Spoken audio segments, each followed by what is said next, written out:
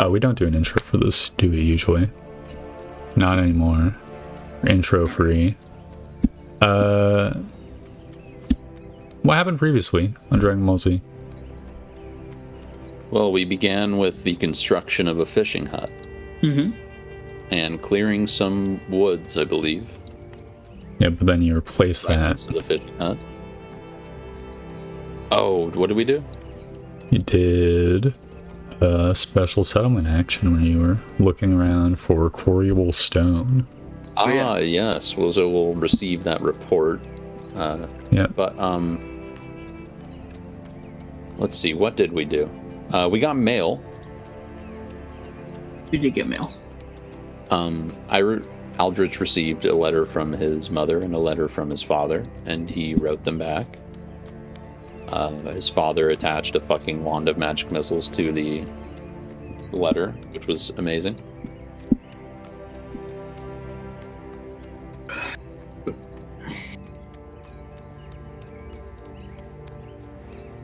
And Hadrian also received a letter. Yep. Threatening letter. I believe we explored the chaos hole. Perhaps that was the session. No, that was like 2 sessions ago. My notes from last session are scant. Well, Vath, do you remember what happened next?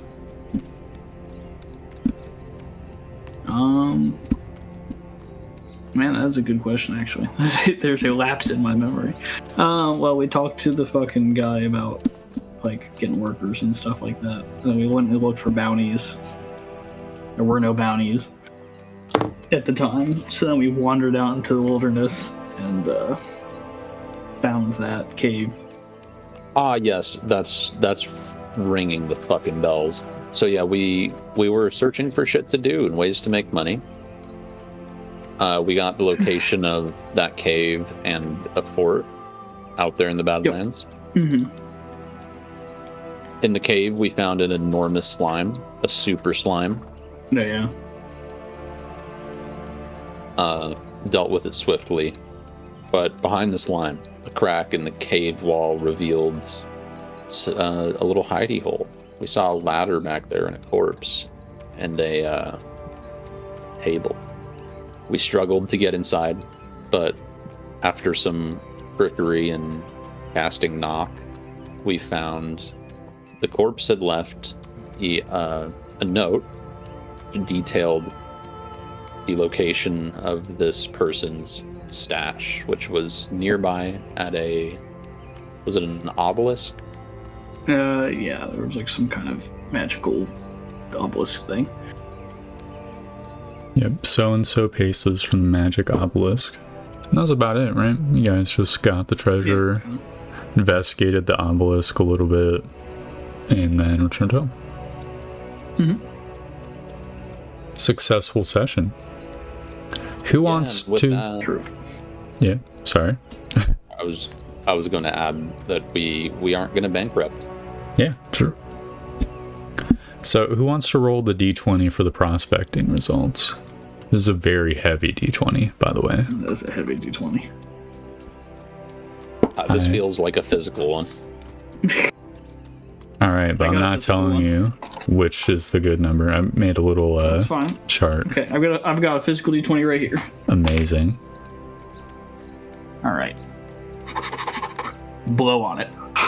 It fell off my fucking desk. Okay. Okay. That is a 15. Alright. Mediocre result. Damn it. Very close to the very good result, but not quite. Your buddy... What is his name? I keep forgetting his name. The guy? Archibald, yeah. Informs you that there is a suitable deposit of stone nearby the settlement.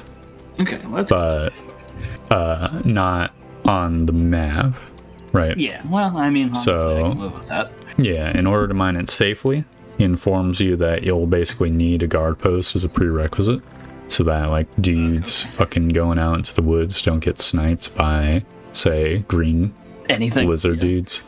Yeah. Yep. But otherwise, it is workable. Okay. Well, so we do have stone. Yep. It's like 500 feet to the west or some shit. Maybe more like 1,000 feet, but you get what I mean. Close enough to be worked.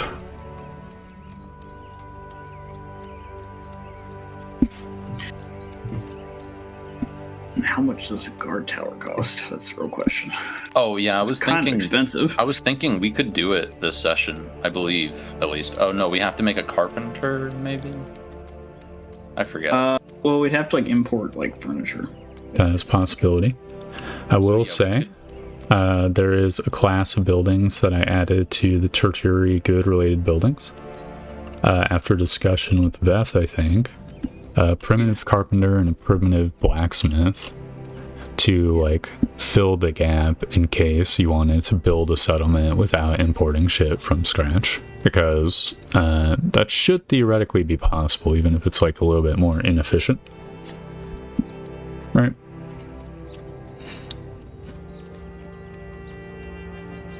So that is an option. Well, so if we import tools, we can build a carpenter this session and have our own like real fucking furniture going on and produce money from it. Mm-hmm. And the carpenter's only 400 gold.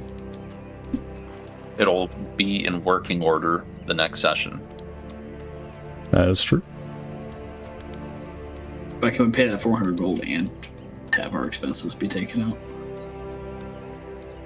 That reminds me, today is the day where you pay monthly expenses. We have 500 GP. Well, unless this is wrong. It might be wrong. Like remaining?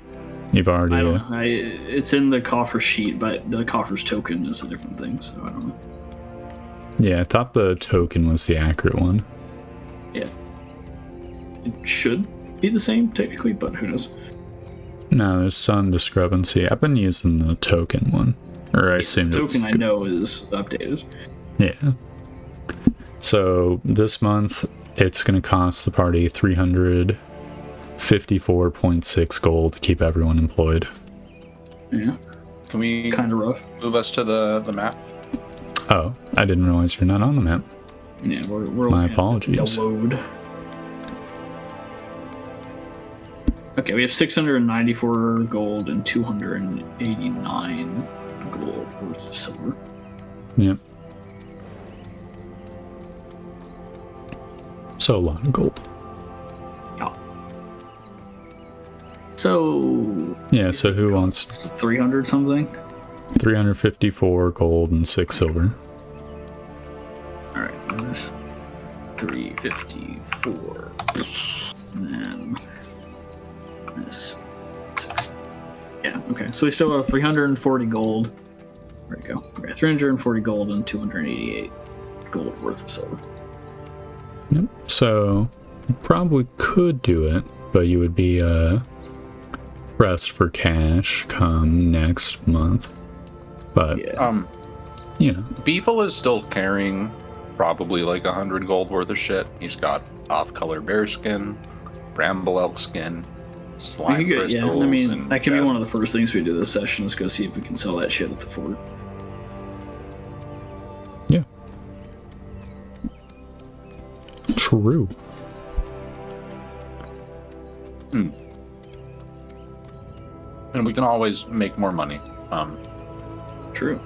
Yeah, I mean, there's still the fort, the demon fort, that we could go fucking poke this session, maybe. I don't know. Yeah, potentially. Well, I mean, this session would be the trip to the Demon Fort because I haven't mapped out the full Demon Fort. Gorge. Well, But that is definitely a potential source of revenue. Should we just do the quarry? I mean, since we went through the trouble, and the next session we can do carpenter and start. we need the guard post to actually be able to work. Okay, so carpenter Quarry, it since is. it's far away. Oh, probably. I don't know. I want to look through it. So. Let's go carpenter, and then guard post, and then quarry. Mm-hmm. But we'll have to import tools to go for the full. Yeah, and we have. But how much does that cost? Yeah. Tools are one of the more expensive things to import. Yeah, I think it's like 80 GP. 80 GP a month. So huge cost. But you could do it. Yeah, I mean, has any of our income come in? I don't think we don't make a whole lot of income. Oh yeah, there wasn't there, There is a little bit. I'm trying to remember what. Oh it no, is, there is no income. Not really. Yeah, From the fucking... Yeah, the barracks income's already wrapped into the total monthly expenses.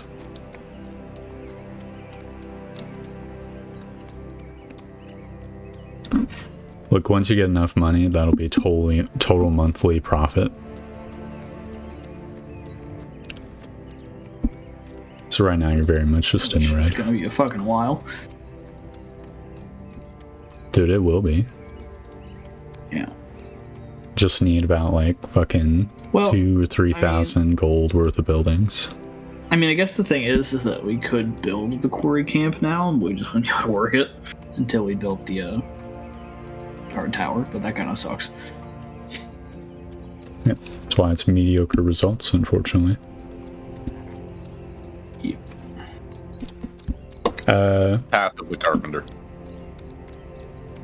Oh yeah, what's his face? Archibald will also, you know, confirm the existence of workable clay along the river. Yeah. I should say.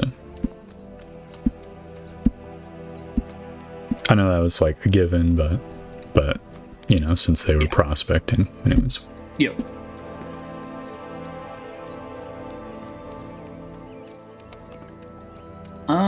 Well, I think going for the Could go for the primitive carpenter.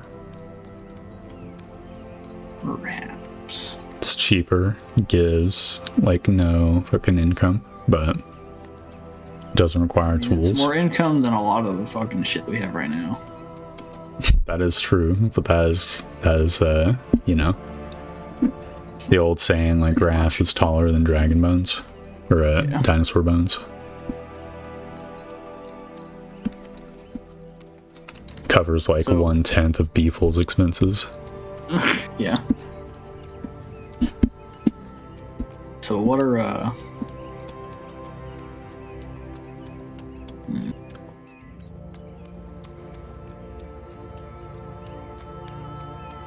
So what's the fucking reason for going for the carpenter? How does that relate to the guard house? Because we Provides require furniture. Ah, okay. It's Well, we furniture already- and it's good money. Yeah. That's true. Theoretically speaking, you could go like the primitive technology route and get like a clay pit, then a blacksmith primitive, and then you could get a carpenter, right? Well, does it cost a building action upgrade these, or can we go with like a settlement action later on to upgrade them? It would cost a settlement action to upgrade. Yeah. I mean, it probably should cost building action, but it's an upgrade, so it costs settlement action. So you could also build a new building. Fucking good that we could do it like that.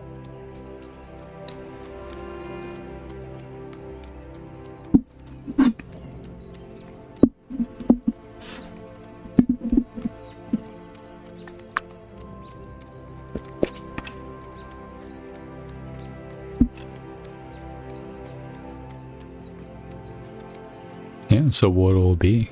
Bailiff? I don't know, I'm thinking. I don't know. I mean, we got 2 sessions to get like 300 gold again, right? Yep. And 2 whole minus whatever sessions. the roll is of. Building things. Yeah. Yeah.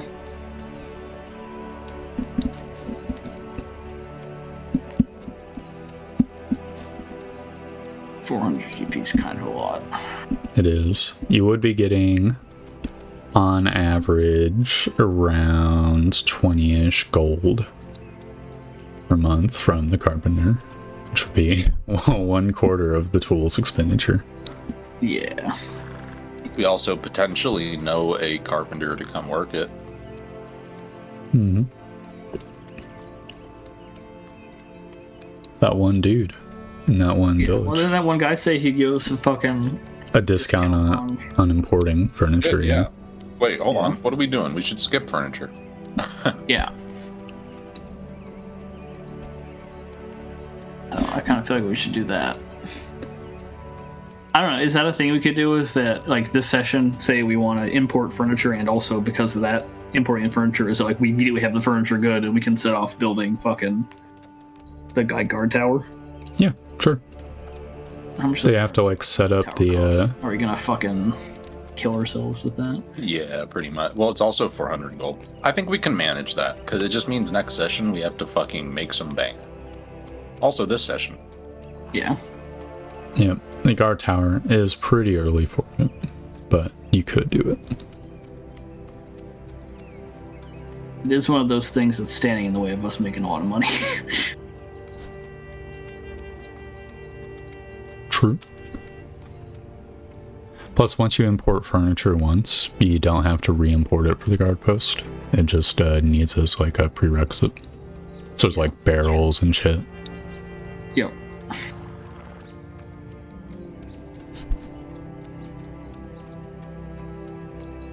Trying to find the fucking guard post.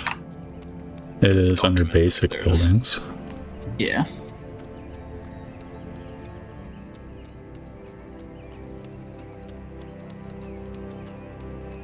Yeah, I Really mean, I think jacks up monthly costs. it does. Yeah, I think we should probably just go wide first, honestly. hmm I think it might be worth it to go for the blacksmith, and then we don't have to import tools, and then that's saving us like 80 GP a fucking month, and you know. So the primitive blacksmith does require you import iron, and it requires clay or sand because they're like fucking So we super We have ghetto with sand. it. We have sand, right? we'd have to build the sand. You do not have We sand. would have to there's build the sand. clay pit. What we would do is be building the clay pit this session. Yeah. I think that sounds about right.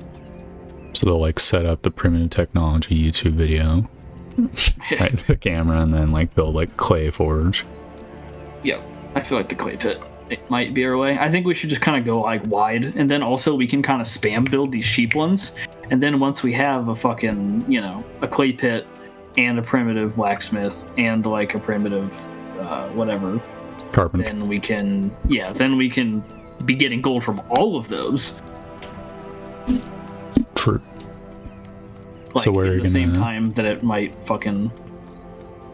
We're gonna put the clay pit. Oh, we gotta put it down by the right? Yep. It's a 2x4. Fuck me. So it's a pretty big area because they're like excavating, right? Yeah. Apparently, if you get instrument workers, it provides +1 income. And if you have tools, it also is +1 income. But its maximum income is 8 gold a month. So it is not super great, but provides No, but- clay Well, then we can also go pottery down the line, which is not Yep. terrible. and bricks as well. Yeah, bricks are good too. The bricks would let you build the proper carpenter in any mixed building you want. So it's 2x4. It's fucking huge. Yeah. We do it like that. Yeah, sure. Works with me. Or works for me. I mean, I don't know if there's like a way to like, you know, take in like rotate it or whatever. Like, can we do it like this? Like, it's technically the same area. I don't know about rotating it. I feel like it's very sloppy for grid. I mean, I guess realistically speaking, you could, as long as you're okay saying that like all these blocks are not usable, you know? Yeah. I mean, if we do it like that, I want to kind of like fucking, you know, slap it against there. But yeah. Yeah. I think we could even go a little bit better. We could just kind of shove it up down here, so have it right next to it. Oh yeah, just get it out of the way. Yep. Yep, as long as you're fine like committing all these extra blocks, then it can be rotated. Yeah, I think it's kind of fine. Yeah. Sweet. Wonderful. So that'll be what Archibald gets doing. He will ask Do you intend on getting Esterman for the clay pit too, or should he just go get like normal workers? Oh man, I mean, I'll see what I can do, right? If he doesn't get normal workers, he warns it won't be like available next session, right? If you guys fail in your You task. should just go for the other workers, probably. Yep. Okay. So Then he'll we can shuffle people around later on, you know. Sure, that's fair. He will find We'll try and see if we can get, you know, 4 priority would be the workers. fishing hut. We'll try for the clay pit, but if we fail, we fail. Yep. And you know, worst case scenario, the clay pit people are unemployed for a little while. Mm-hmm. Then we still have to pay them. Well, yeah. True. They'll just be like eating food basically. Mhm. If I'm looking for multi-talented people who could do like other forms of labor, what would their theoretical job be if they are unemployed out of the clay pit? Man, I don't know. I mean, there could be a lot of things. They could just help with like the laborers camp. You know, I mean, that's like a very anything kind of role. It's just manual labor. If I may, Bailiff, Yes. perhaps we could use them as short-range scouts. Place them around a perimeter. Give us eyes. They'll be instructed to yell and holler if they see anything. That could work. Yeah. It's Archibald will not say they will require pay to do that, but as long as they're told, you know, not to engage, to run away at the first sign of danger, pretty sure average laborers could do that. That would be perfect. Perhaps I might recommend hiring workers capable of laying bricks. That might be what I do. Yes. Build a brickyard soon with this clay. Sounds like a good thing to me. Yeah, that would be wise. You know, so that'll be what I'm on the lookout for then. All right. We're going to set out and try and hire some estimates. Yeah, you know, it's very well, Court Mage, Bailiff. I look forward to hearing of your success. And I hope we can bring back good news. You know, it's indeed as well. So, Archibald will get the laborers' camp, like clearing the brush and setting up the clay pits, and he then will go to Fort Huntsman. If you guys are going there first, he'll accompany you, you know. Yeah, I think we'll do that, and we'll try to sell some random shit we have. Yep, which is easily arrangeable because you guys have 2 mules, and also should be full, and arms as 3 well. mules. True. Well, Jabiful doesn't have quite the carrying capacity of a mule. He does not. Mule is a superior beast to Jabiful in this respect. The beast of burden respect. Yeah. So, you guys head out, traveling through the Badlands, or, well, actually, not through the Badlands, through the forest. You eventually do make it to Fort Huntsman. Aldrich, perception check, lowish DC. Sure. Oh yeah. You will notice that a road building project is underway. At least what you think is one on the edge of the forest. Sort of as you like make it out. Is it clearer. not going towards our base, or is it going towards somewhere else? Or just like into the Badlands in general? Well, you would have encountered it if it's going to your base. It seems to be going to some other settlement's base.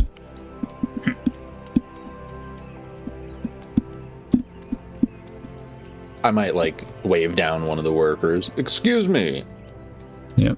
So you'll have to like walk on over, but it's easily done. And a worker will come up. Sits like a guy with the axe, They're just like chopping the trees down first, removing stumps, you know. It says, "Why, hello, stranger." May I ask you, sir, is a road being built? Indeed it is. To where? To one of the Badlands settlements. I forget the name of it. Would you?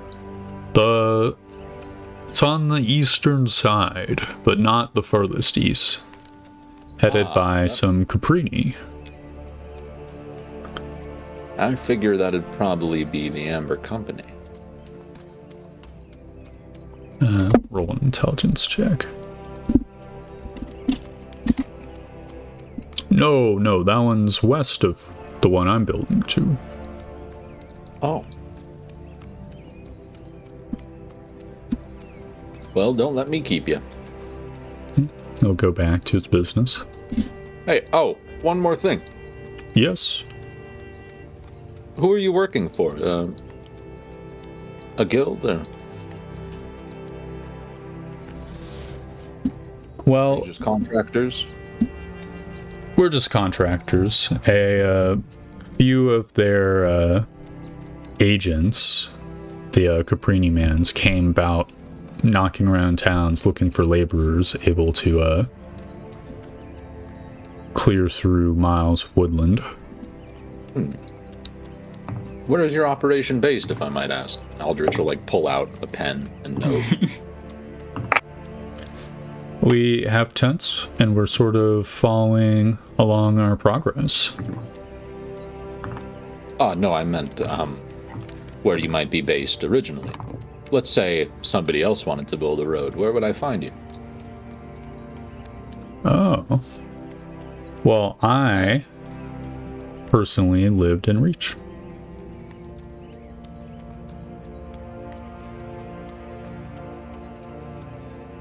Oh, are you the foreman of this operation? No. I'm just a laborer. Ah.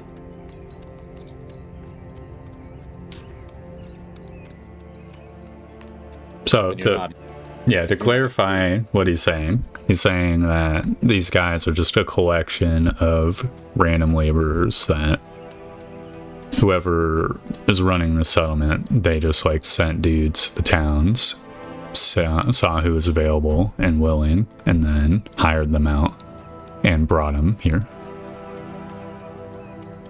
So not part of a guild or anything like that.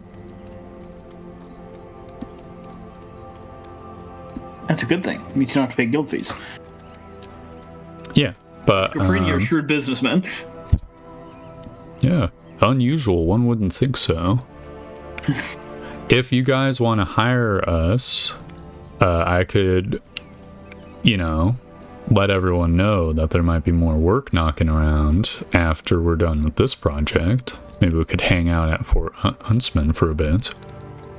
Yes, I think that would be most agreeable. I'm here. the bailiff of the westmost settlement. I'll see if he's heard anything about them. He's back, yeah, I heard you guys suck. Oh, you're talking... Oh, you said I'm the bailiff. Okay, I thought you were asking about some other bailiff. He says... Oh. Yeah, I heard there's one out there. So we're getting started. We're not quite at the stage where we need a road yet, but... Aldrich will But they hand will the come. dude a piece of paper, and it'll just be basic introductions and the name of our settlement and such, and state, please pass this along. He laughs and nods and says, I'm not sure how many will be able to read this, but I'll see who can.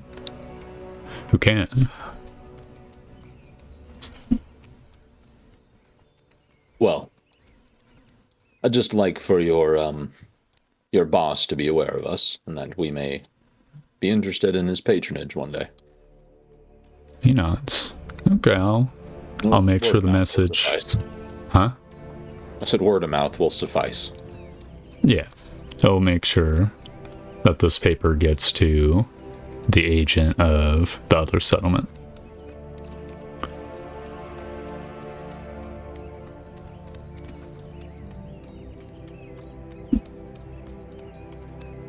feel like I should give him a coin. Like, that's... He doesn't have to do that for free. Have a silver piece. Yeah, I'll take it and, like, nod respectfully and say much obliged.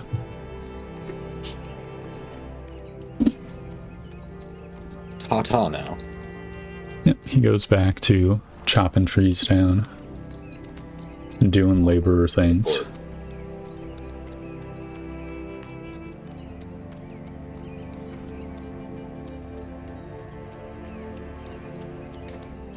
We continue travel. Yeah. Yeah, you arrive at Fort Huntsman. Do you do anything there, or where are you traveling next? Oh, well, I mean, I guess we should follow the fucking road, right? Well, here's the thing. The Esther Man told you that, like, the tribe, or, well, the group of Esther Men were sort of in the forest to the west of, like, the inlet, north of Port Silver, right? Ah, okay, so we might just want to fucking jump the gun, go straight into the forest to cut across there. Yeah. Which forest, then? Like, they're, like, over here. Yeah, here somewhere. Right, and he gave you, like, more specific directions, like, oh, there's a cairn or something like that. Yeah. So you know they're specifically, like, in this sort of zone, right? Yeah. So you'll notice that the road, if you were to follow the road to get there, you'd be going Fucking forever. all the fucking way around. Yeah. However, you would also notice that there's pretty much no civilization for miles if you cut straight there. Yep. So maybe So your probably characters provision know. some. Well, shit. We have Jabiful for a reason. True. Mhm. How confident is Javiful in being able to lead us there? Well, that should be simple enough, right? We just go south, follow the forest, and we see mountains, we know we're on the right track. Real problem is if threats get us, which can you roll a nature check for Jabiful? Sure. Yeah, I'm proficient in nature. I'm just as good. Oh, yeah? Jabiful might have an unspecified bonus because he lives in Reach, which is right next door to the zone. Yeah. Jabiful will say, the only thing we gotta worry about is the mountain orcs. Mountain. Oh. They terrifying creatures. Not to worry. We'll deal with them. Surely not anything worse than the lizardmen we've already encountered, right? Well, Character know that? with the 12, you probably wouldn't have fought that many because they sort of live in this like region up here. Mm-hmm. I mean, there's other orcs in other regions. You know they're like incredibly like physically strong. Like they can like chop boulders and shit. Maybe not all of them, but you know, like the most strong of Yeah, them. that's the stories, yeah. They... How do I describe this? Like a small group of them, you know, would be like a D class threat. Right, maybe D plus. Encampment of orcs is easily a C class, like bounty. Right. And what was that war troll bounty C class. level again? Okay. But that was a single war troll. Yeah. All right. So yeah, it's not that scary, but like they could fucking pose a bit of a problem. Yeah. Well, are they intelligent enough that we could possibly like parlay with them? Does your character speak Orcish? No, but I speak a bunch of other languages, and I have high charisma, so you know. Maybe. And they are like evil I monsters. speak but- Common, Est Speak, and Lodkin. Oh, I think I never selected my second language because I don't know. I don't know what other races might be about.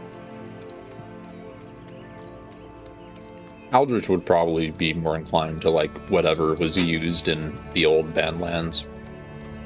you know? Yeah.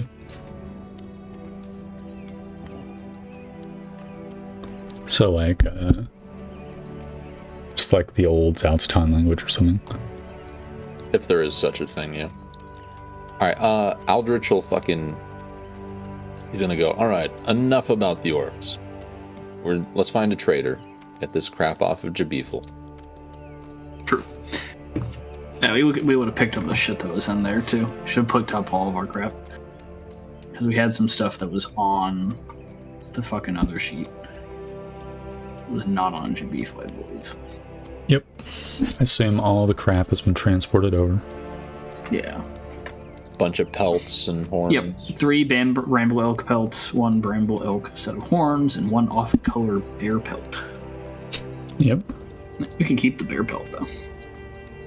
Well, do you want to keep the bear pelt? I don't know. It's pretty cool to have a weird bear pelt. Yeah. Depends on... Have like the head attached, like the crazy rugs. Definitely. Hell yeah. Yeah, I don't know. I think we should keep that. It's kind of badass. Maybe we could sell it for a rainy day or something like that, but as of right now. He already had 1 bramble elk pelt on his sheet. Perhaps it was actually those 3 and I didn't realize it was 3. I don't know. Maybe, yeah. I Probably trust the the case. coffers sheet more than... Yeah. Okay, so he's got everything on him. Except for the bear pelt? He's got that too. I guess we can leave that home. Well, we gotta get appraised, and we can just decide if it's worth it to sell it or not. Because if it's like super valuable, then fuck it. But if it's not, then we'll just do it. Yeah. Okay. Just trying to figure out what a bear pelt would be worth. It's an exotic one. Yeah, that would Special color. improve the cost. Let's see, does the bear thing and Tui have actual cost? Tui has some like pelts labeled, so it might.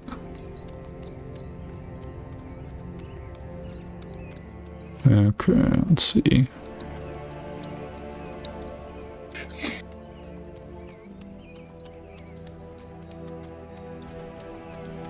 No, it's just got costs. Okay, I think I know a decent price for it. So first of all,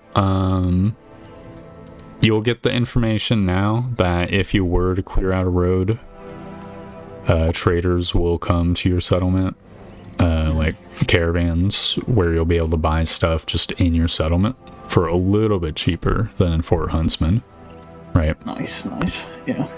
And they'll buy anything. Oh yeah.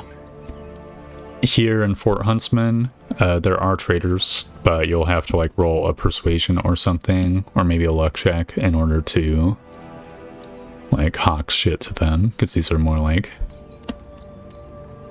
they're like guys that have been set up by the Traders Guild to like hawk shit, right? Mm-hmm. Which shouldn't be too hard, but that's the thing. Obviously, like gems or whatever will always be tradable because they're like a exchange currency almost, right? Yeah. And people would rather carry around gems than fucking like pounds and pounds of gold. Yeah. Right.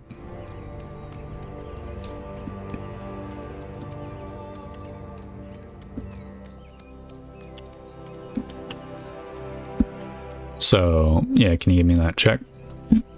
I'd say furs are probably pretty easy to sell. So, Yeah. not looking for anything too high. You'll be able to check what's the stat once again? per, Well, was the stat again, or was it just regular? persuasion or luck, your choice.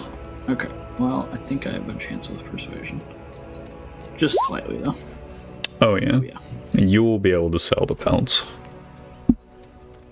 Hell yeah. which is All right, very what do we cool. got for him? One sec, I'm double checking.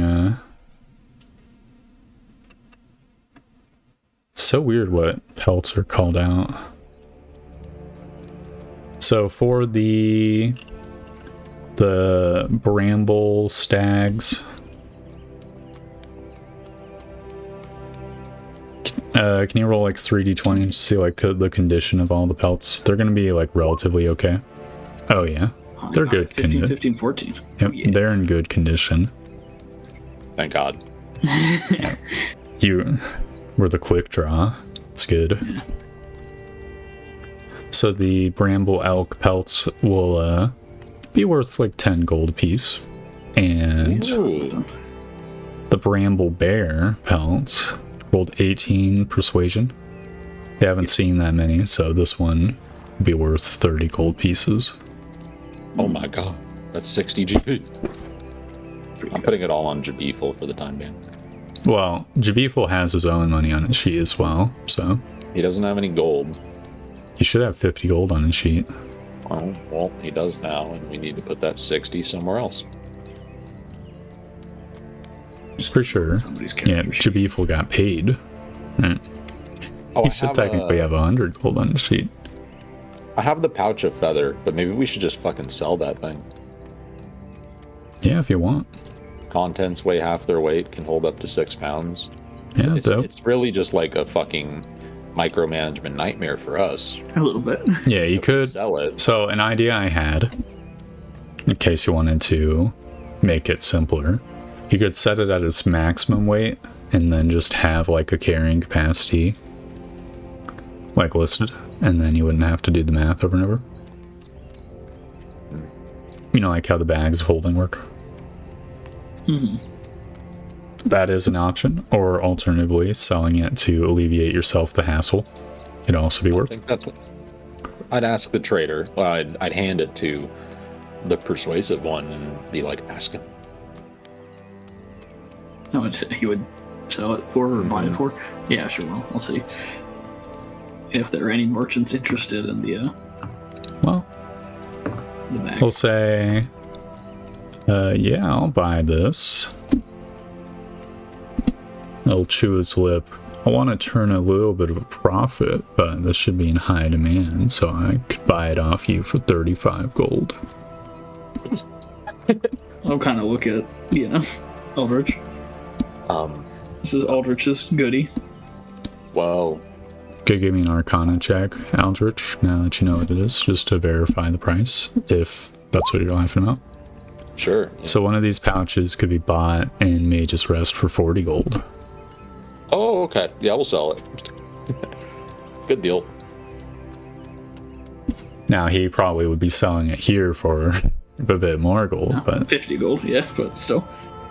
Yeah, so 35? yeah, Straight to my pocket. awesome. It takes in, it says pleasure doing business. So, 60 gold from the pelts. I put in my sheet. You have the 35. Yeah, I got it. Okay, he didn't just duplicate gold. Jabiful doesn't have the 60 gold, right? Yeah, take No. the 60 gold off of your beefs. If there was ever there in the first point. Yeah, so Beefle has his own 50. Yeah. He also has 8 slime crystals and 7 10 GP gems. Yeah, what about the slime crystals? They're not worth a whole fucking lot. They're like 2 But silver we can piece, get them right? off to somebody. Yeah, something like that. So, So Jabiful can go turn those 1.6 in. gold. Yeah. And you guys 1.6 gold. Ooh. What was the other thing he had? 70 gold worth of gems. And they weren't his gems, he's just holding them because weight, right? Yeah. But yeah, you can turn that in as well. Damn, you're already like fucking halfway there, the monthly expenses. Hell yeah. Oh. Haven't even left the just starting the- zone yet. Did you put the 70 somewhere? I could do it, yeah. I'll take the 1.6. Fuck, we need that pouch back. Yeah, fuck. Fucking doubt. You know, I spent most of my money on blessed leather. I've already purchased like 6 fucking pieces of blessed leather, 25 gold a piece. Man. Dude, once you guys have like a church, you'll be able to invest in a friggin' magic fountain or a font. And then Veth could make blessed holy water. Just like buy the barrel or buy the bucket full. God, one day. And then it'd be like almost free to have blessed leather. You could sell blessed leather. We will Yeah. be badass one day. We're getting there. All right, now that Yeah. the finances are taken care of, lead the way, Beefle. Well, we might want to provision a little bit first, you know? Oh, True. Do you guys have rations or anything like that? 17 rations on his person because he's holding mine and his. Yeah, I've got some rations. I've got 17 rations total, but I think I put them on the mule. Or maybe give him to Jabiful. The beef. How many did Jabiful have? He has 17. Yeah, it sounds like he's holding on to the rations I had. Yeah, it does sound very much like that. Perhaps that's the case. Well, 17 rations, that's enough food for 5 days. Are we bringing mules? I assume so, yeah. Through In ore that claims? case, I've got fucking 14 of my own just on a. Yeah, that's a good point. But then again, I mean, shit. I mean, it's not a caravan. True. I It's a mean, lot easier protected. yeah, what are the odds the orcs, like, kill the mules, too? They're gonna want to kill you guys and take the mules, right? Exactly. Unless they're just, like, assholes. It's also possible. I think it's a lot easier to keep mules, like, close to us and, like, protected. Yeah. I mean, you Plus, guys like, bought the hands. mules. Yeah, Yeah. Plus, lay on hands works on mules. true. And they won't have Death's Door, for the record. Damn. They could maybe have the, like, bleeding out in one turn Yeah. rule, Yeah. but they are, like, total NPCs. You know, monsters don't have Death's Door either. Yes, that makes sense. I think we should bring the mules. Because we find anything fun along the way, too. We want to Yeah. bring it back. Like, more pelts. Dude, you know what's like Exactly. a cool like bargaining chip we can use with any of the, you know, the Esterman, Cabrini, etc. Hmm. You can be like, I have a court mage who will be casting mage armor upon all of you. It will remain for the rest of your lives to protect you. True, yeah. As long That as is you don't true. get hit. Don't worry, if they get hit for 20 damage, they're fucking probably. But still, yeah, I mean, you could just be like, yeah, like, the estimate, we could be like, yeah, this guy could just make you, like, way fucking tankier for a long time, and then you guys can just go, Yeah. like, buck wild out in the wilderness. Aldrich would probably, like, in character, be telling you this right now. Like, Yeah. use this as a bargaining chip, my Yeah, I'll Bailiff. nod. I go, well, there's one thing I know about the Estermen. A lot of them like to fight, too. Am I right in that? Yes, Am I retarded? 100%. So I could also say that, like, yeah, there's a lot of crazy shit on the wilderness that, like, hey, if you guys wanted to get in on it, we're going to be delving into, like, demons and, you know. Aldrich All will, like, sorts of provide crazy you a, you know, the description of the spell, Yeah. so you're well versed. And by that I mean, click this button. Yeah, Yeah. true. It's a good spell. Suddenly it's sounding a lot better. Yeah, shit. It lasts forever. Forever and ever. Well, it's a lot better on somebody who doesn't plan on getting hit, who, like, who isn't getting 25 gold sucked out of their fucking thing every time that they True. get whacked. But yeah, if you're just a dude who's just sitting around, like, doing their jobs and stuff like that. Dude, think about it just this having, way. like, 8 times your fucking hit point pool forever is pretty nuts. Think about it this way. You could buy your guards armor, or you could just give them mage armor for cheap. True. Right. Yeah. And it probably could be even fucking better. Probably will Because be. it, like, raises their AC while they have it, and they have temp HP, doesn't it? No. No. It's just AC. Yeah. It just has its Got it. own HP bar. Yeah.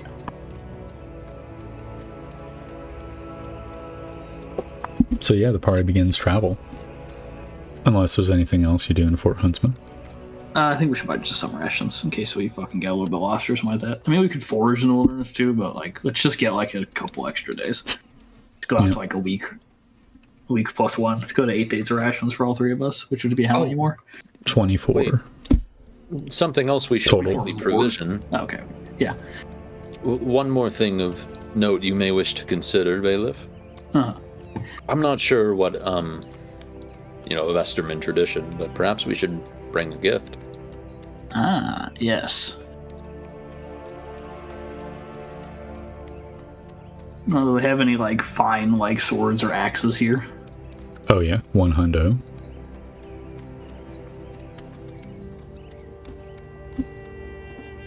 Well then, yeah. How much does just like a battle axe cost? I think they're all like kind of cheap. So they are cheap. At a, Yeah.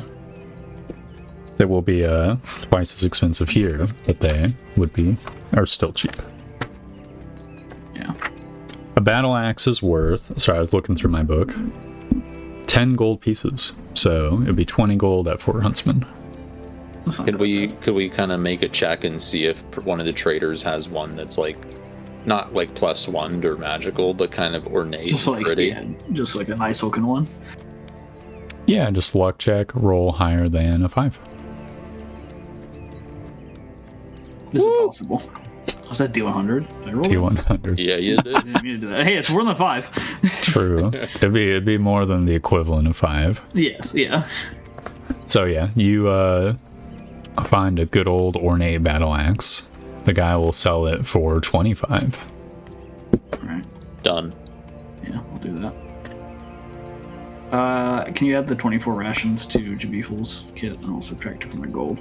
How many? How many more? 24. Well, bring him up to 24. Up to 24. Okay. Yep. So the difference is... So he's buying 7. more. Yeah. And then they're like, what, 5 silver pieces? Correct. But in Fort Huntsman, they are 1 gold. Oh, shit. Fuck. Okay, so it's just 7 GPs. It's a high cost of living up here. Yeah.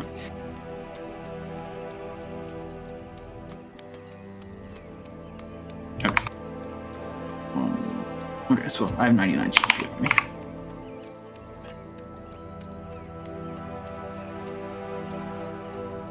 Okay. And we got the battle axe.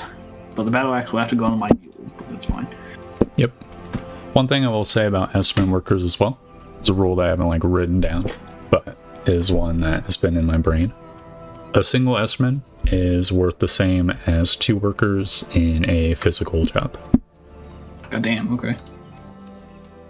Say that as well. So for the Yeah. clay pit, we only need 2 dudes. Yeah. So they're jacked. Awesome. We'll see how many guys we can just fucking recruit, because... Yeah. Lord. Let's see.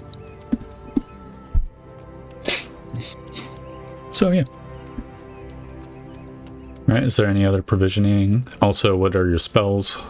Just traveling. Well, mine are the same old spells that I always fucking have. Yep. Cure wounds. How long is the journey? Are we expecting the journey to be? Like, we'll be camping in the woods, yeah? Mhm. Yeah, or in the plains, either or. Give Jabiful a survival check to calculate it. Oh yeah, Jabiful knows. What's the mule strength so we can just know? So we know if we over fucking load him. That'd be like... I set up a Group B's mule to have a strength value that reflected its actual like carrying capacity because of large powerful build. or beast of burden or whatever. Yeah, powerful build just doesn't work for whatever reason. I set their mule's strength at 28. Alright, 28. That's a strong mule. Yeah, it's actually 14, Yeah, but don't get kicked it. yep. Yeah. So that should accurately reflect its How much carrying can I- capacity. And let me double check that your mule. 140 pounds. That's pretty good. Yeah, let me just double check that your mule has the variant encumbrance. It should. Let's see, it does not. By the way, I know I don't have 140 pounds worth of shit on Yep. that mule. It should work fully now. I set it to the variant encumbrance. Aldrich, your spells? Before we go off, I'm gonna get some water. I'll be back. Yeah. And I'll give you the calculation of miles in a sec. So boom, boom, boom, boom. Awesome.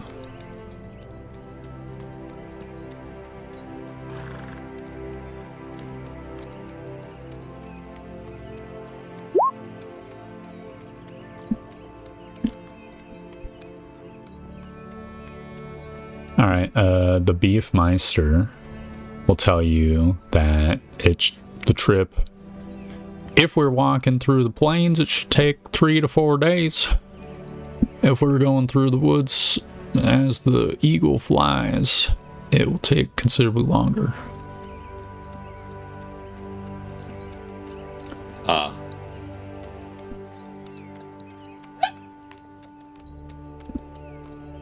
But we could do it and get back, I think, before fortnight passes.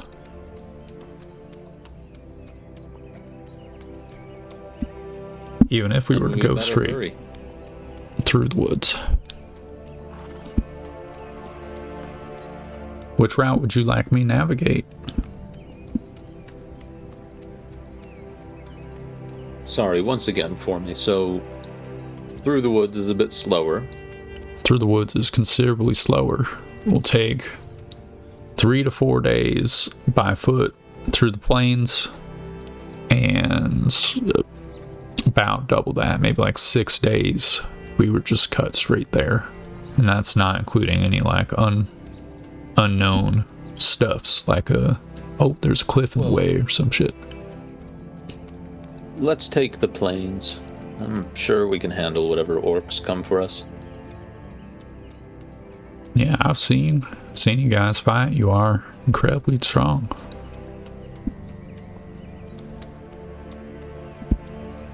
Plus, we'll be able to see some old ruins there, hopefully. Perhaps I should have prepared more accordingly.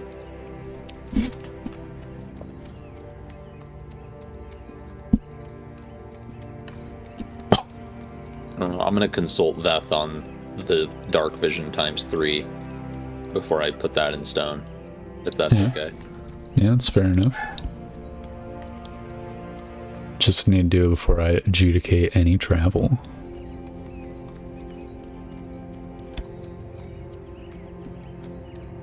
How you feeling so far?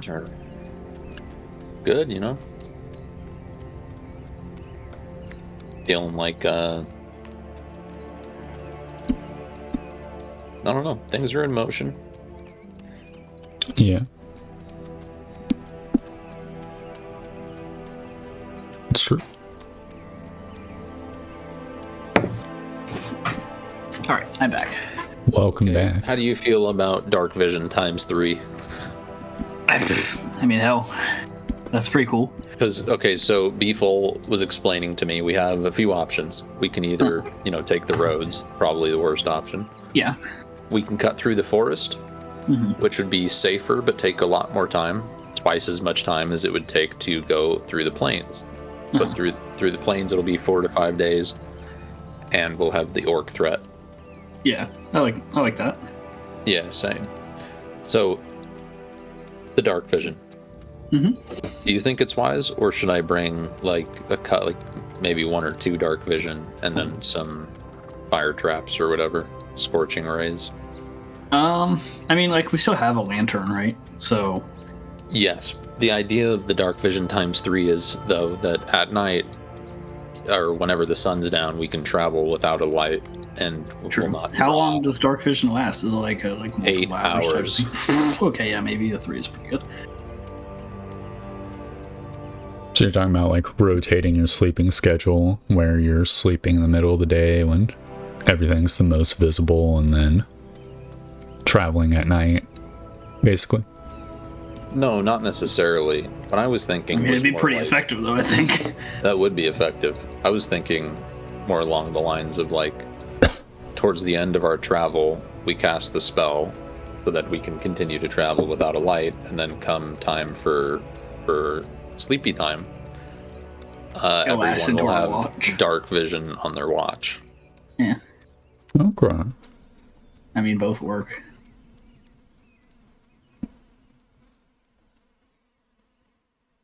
But can we really push ourselves? Like, is that going to be useful to travel without that light? Well, I'm assuming normal travel is like you travel for a couple hours, you take a little break, travel, and it just takes up the whole day that way. So theoretically, it'd be helpful. Yeah, sure. We can do that. Don't think it would increase your like speed or anything. The having dark vision at night would be the boon. Yeah. Alternatively, we can do the sleep in the day and travel at night. That would probably keep any and all orcs away from us. But sleeping during the day is its own risk. Yeah, kind of.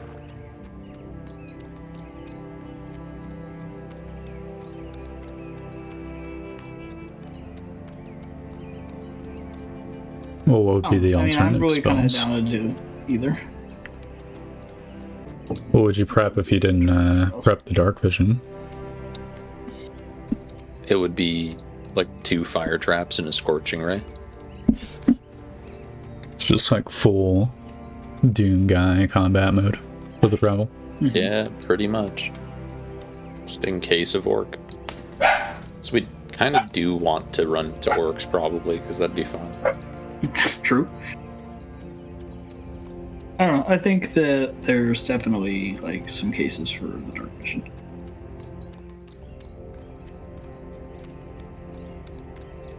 It could definitely be useful to just like not have a fire going in the middle of our camp in the middle of the night. Yeah. I think we'll just stick with it. I think it'll be useful. Okay. So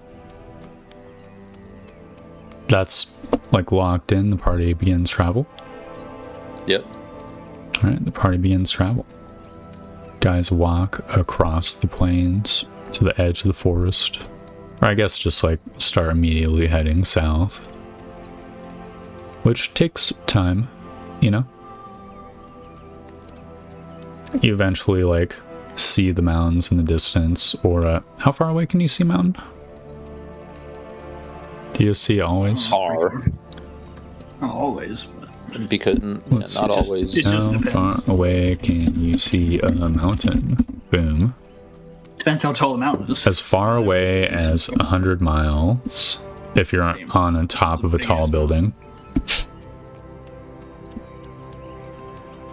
And you can see some like crazy tall mountains from even further away. Okay, so yeah, you probably by the end of the day or whatever seeing the mountains, I'll say. Of day one. Right. Right. As our travel, 8 hours of travel comes to a close, when the sun begins to go down, dark vision on everybody. Ooh, yeah. Yep. I've just been rolling this d20 because of, I don't know, fidget. I've Just gotten to so feel many some- fucking 20s. Yeah. Oh wow, you're using up all your good luck, man. Yeah, it's a different thing. RNG versus dice is different. True. It's on a different like seed. Yeah. They don't communicate. They don't pull from the same same pool. Same number generator. On day 2, you guys are traveling more southeast. As the forest like gently like bends to the east. You'll see in the distance like a couple of ruins just out like in the sort of plains in front of the mountains. And you will see sort of near the mountains great plumes of smoke. It's like rising all day.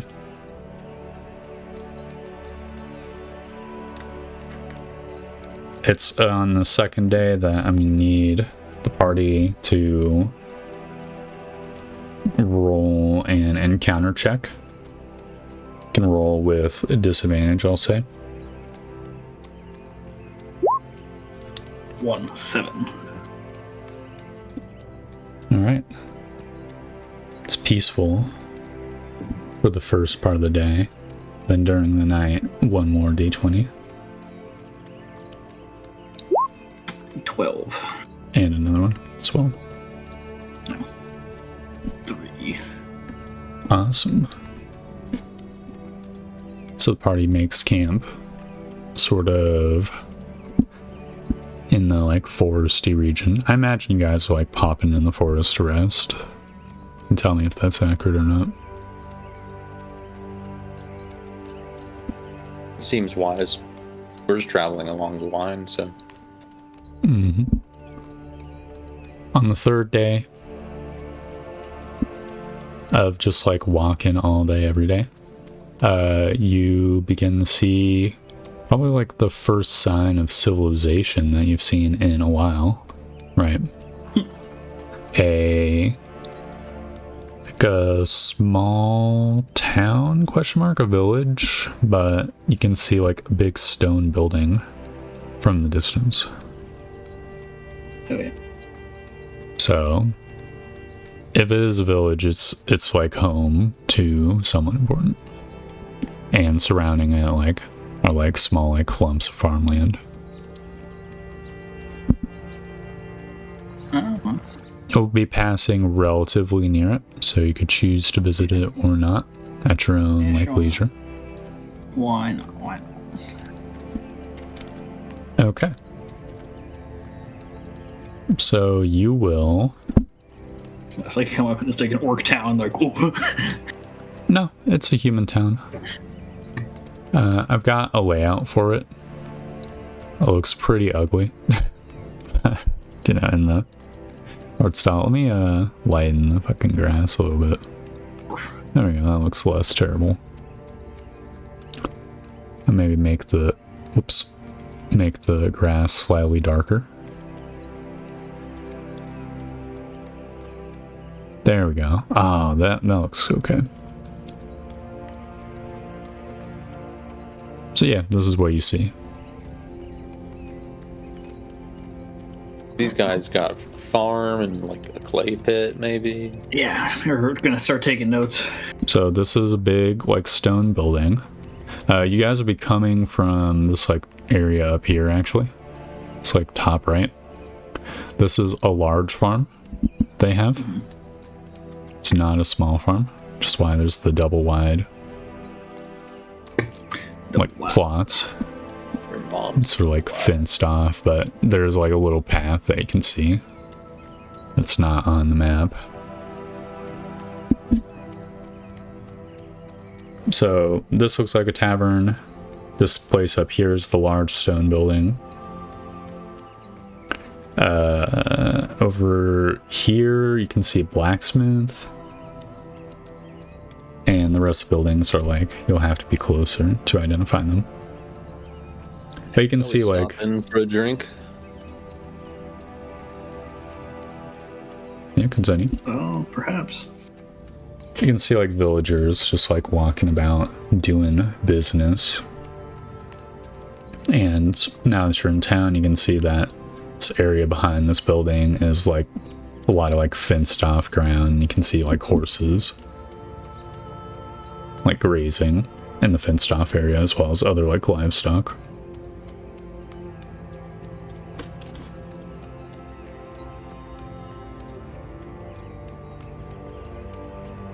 So yeah, you guys go to the tavern.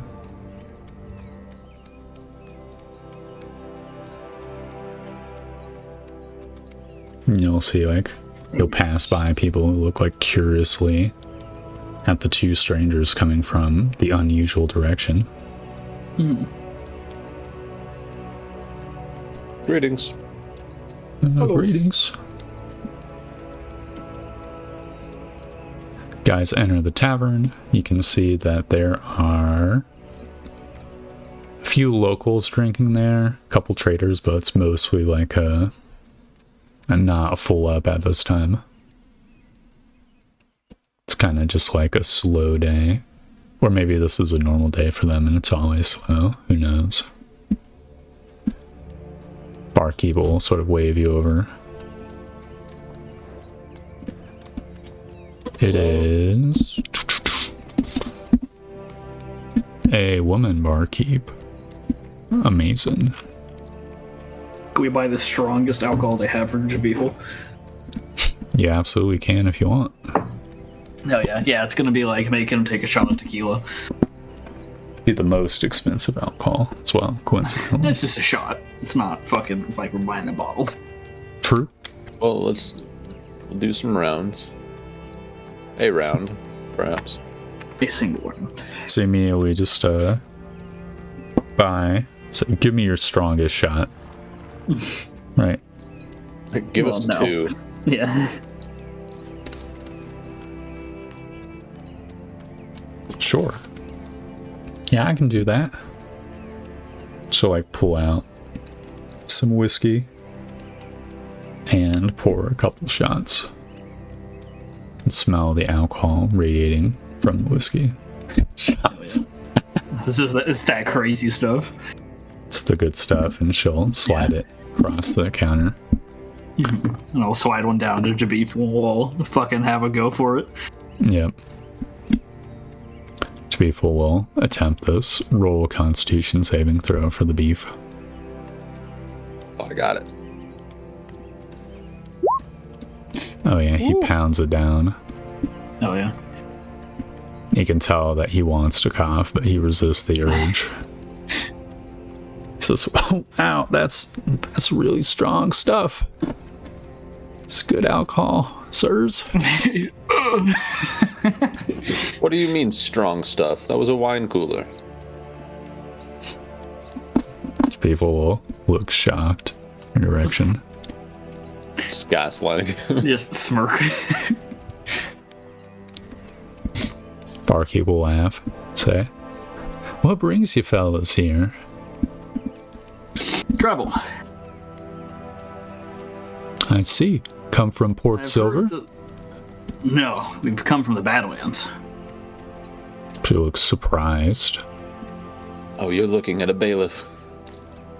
"Oh, my apologies. I did not know I was dealing with gentry types." Nah, don't worry about it. This is all new to me anyway. I've never much cared for all the formalities. She'll smile and nod and say, "Very well. Well, what will I call you instead then?" Hadrian is fine. And what did Elders say? Lord Bailiff. Yeah, I just said Hadrian, so. Ah, well, Lord Bailiff Hadrian. Kind of roll my eyes. Did you come straight from the Badlands, or did you go around?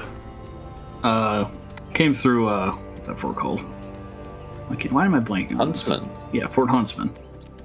And we've come straight from Fort Huntsman to here. She nods.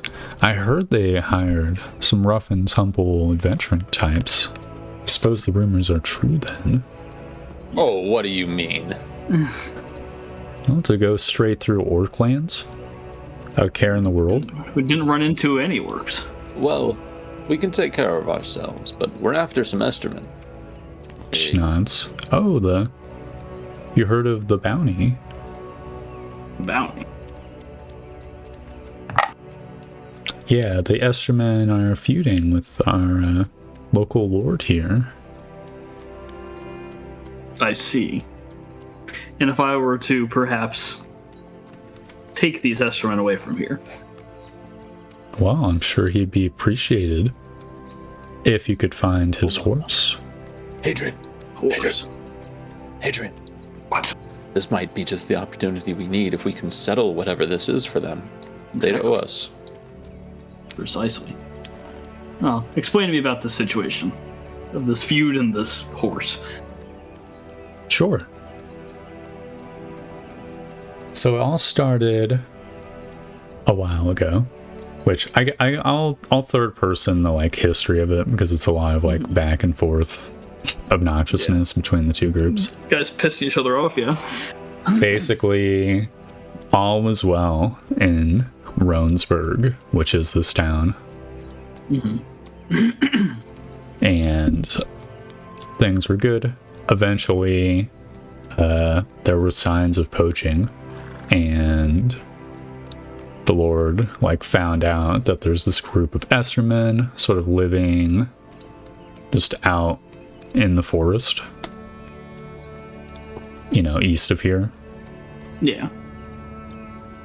And obviously, like, the Lord was like, "You can't be in these fucking forests. You can't poach in these lands. These are the king's lands, or the Lord's lands," you know?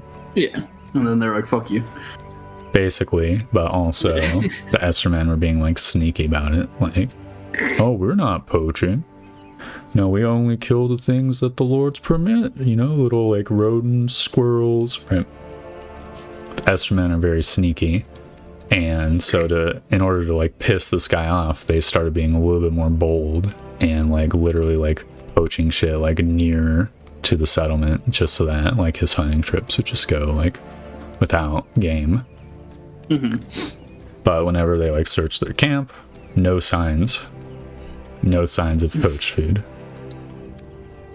So this was like the sort of status quo for a while, and like the Lord would find ways to try to get back at them as well. It's a fun little game they play. Yeah. But So the recently, Estermen weren't necessarily the poachers. no, the Estermen, the barkeep believes the Estermen are definitely the poachers, right? Because like they're fucking huge. You're telling me they're eating like fucking pigeons and rodents? Unlikely, right? I didn't know I could use the arrow keys. Yeah. But, you know, she could be wrong. Recently, like less than a week ago or so, maybe like 2 weeks ago, the Lord Eli Roan, his prized horse, was stolen out of his stables, out of his own, like, keep. And he calls this place is called Fort Roan, this like building here, but it's clearly not like a traditional fort. Not an actual fort, yeah. Okay. But it's a stone building, right? And it's like the Esterman like rode off in the night with this horse, and that's pretty much all the barkeep knows about that. Then after, like sometime shortly after, the guardsmen ambushed the Estermen, or at least a group of them, and took one of them back to the Fort Roan. The horses? No, the horse, they did not find the horse yet. Oh, okay, God. But once again, the Estermen seem to have covered their tracks. There's no sign of the horse in their camp. It stinks of something else. Is this like, does this line up with what I know about the Estermen? Like, at least what I've heard about Estermen, they don't seem like they'd be sneaky. Well, Seems like they would very much be like, no, we fucking did this. here's the thing. Screw you. Estermen can be incredibly sneaky. They prefer like raiding and stuff, but there's an alliance between the Estermen and Beacon, right? Yeah. So it would line up more in your head if they were to just like raid and beat the shit out of the people here, like kill some guards and take the horses, you know, if they're being like full on raiders. But, you know, if a Esterman was feeling vindictive and heard about this prized horse, but still wanted to play this game, right?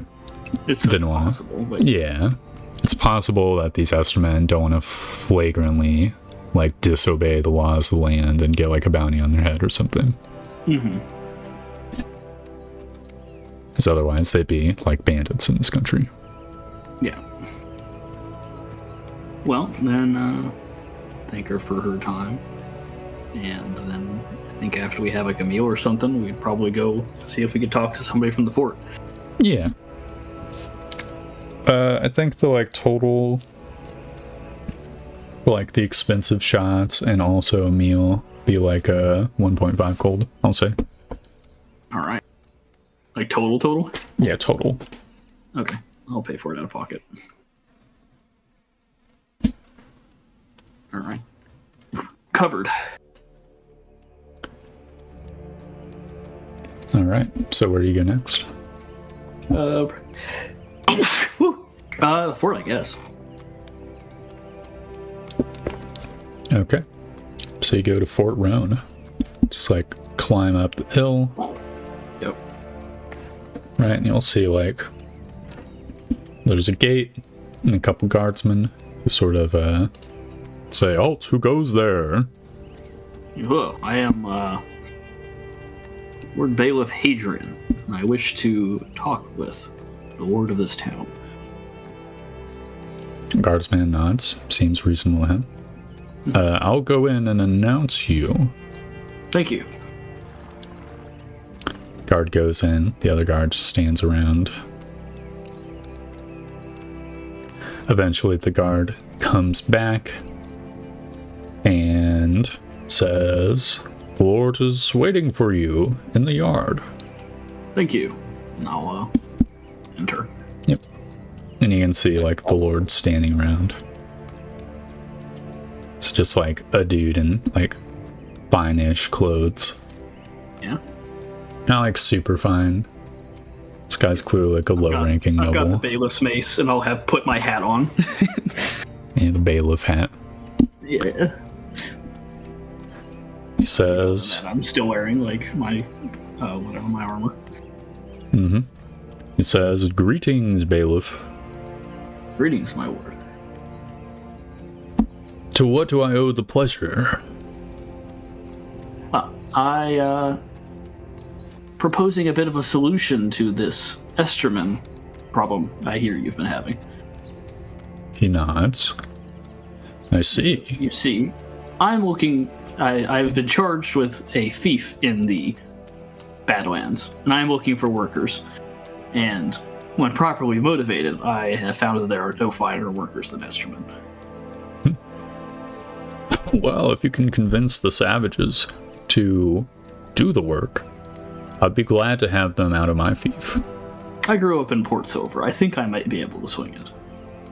He nods.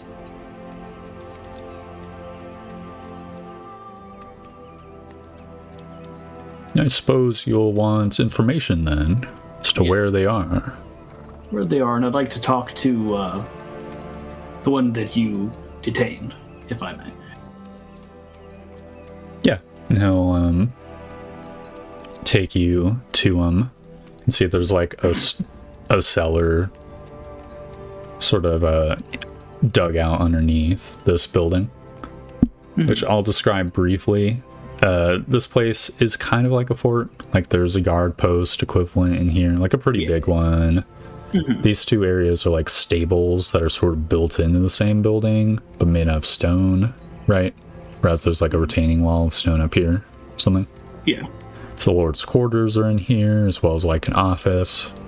He takes you downstairs, and you can see, like, you know, barrels of liquor, stuff like that. Food as well for a rainy day, you know. And, like, chained to a wall is a Esterman. A young-looking Esterman. Yeah. And he sort of just, like, eyeballs you as three of you, like, come down. So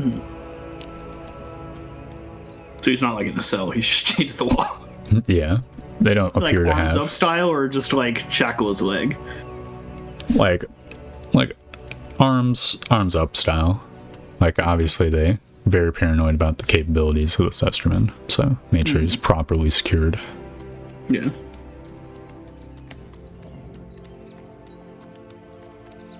Well, I just kind of go up to him and introduce myself.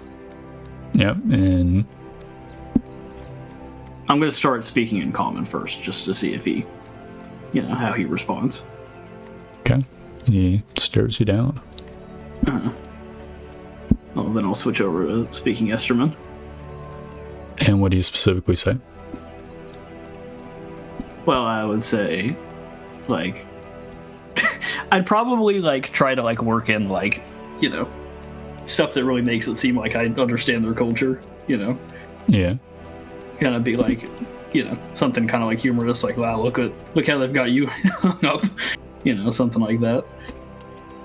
Yeah. And introduce myself, He'll say, "The cowards ambushed us. Did not fight like warriors, so I didn't lose a warrior's fight." Like, well, that's, that's how the lords of these lands work. Like, spit on the ground. "Should never have moved here." And I'll ask him, like, where he's from. Obviously where the Estermen come from. I can't remember the name of the place, but Yeah, he'll name like some village in Esterman land. yeah. I would just kind of nod along, and I'd say like, you know, that I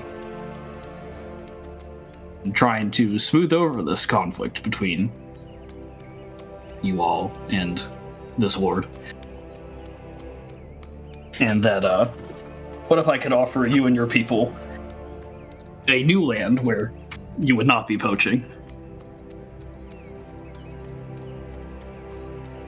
You would say, decisions like that must go to the head of household. I go, could you take me to him? I could, if could get me out of these chains. I'll kind of like scratch my chin and be like, there's politics here. Well, You I might can have to give stay here for a little bit directions. longer. You go, yes, but you are also their chip to get something back that they want. You might have to stay here for a bit longer while I go talk to He nods. the leader. I can give directions. That would be most appreciative. I appreciate that greatly.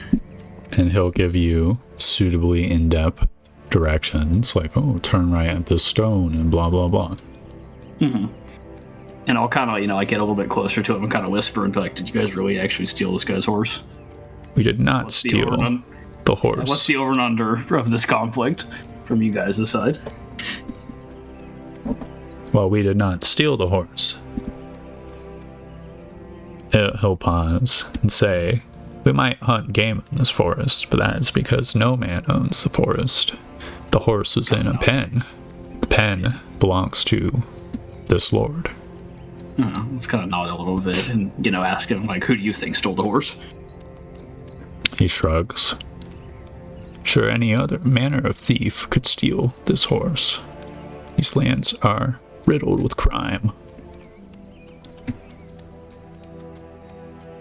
All right, and I'll just kind of like, nod a little bit and be like, I'll see what I can do. And I'll, even go talk back to the...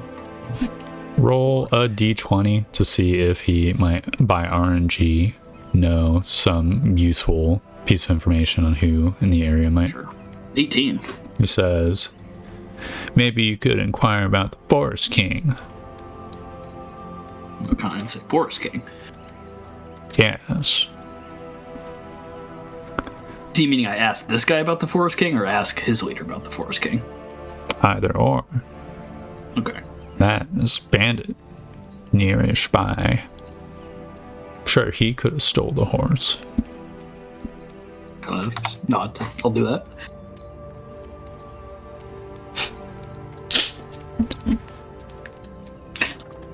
All right. Well, then I'll, kind of get up and go back to talking with the ward here. Yeah. Yeah. And I'll just say, hey, he claims they didn't steal your horse. He blames the Forest King.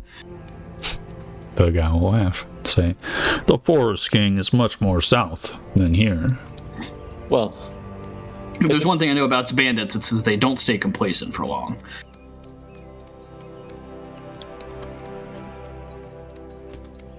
if we can... The boy claims their people aren't responsible for the horse. The boy is lying. I will tell you why. So if, You will listen when I speak. my lord, please. Oh, I shall explain. No ordinary bandit could have taken the horse in this way. Kid is full of shit. We keep the gates locked at night, and there are patrols of guards. And yet, there was no signs of skullduggery, break-in, no, nothing like that. The horse is kept in these stables. Only an Esterman is skillful enough, sneaky enough, to penetrate the defenses of the fort and escape with the horse without being seen. And I would say, well, I've run into towns just somewhat like yours, just south of the fort. That we're having problems with the demons. And they were doing similar-ish acts of chaos recently. I believe a demon would be more up front from what I've heard. The ones that we saw were not that upfront, at least with what they did. We had to track them for many days, and they did random acts of chaos along the way. Would you permit us to investigate? Of course, be my guest. And if it takes time, you may stay at my fort. It's most gracious, thank you.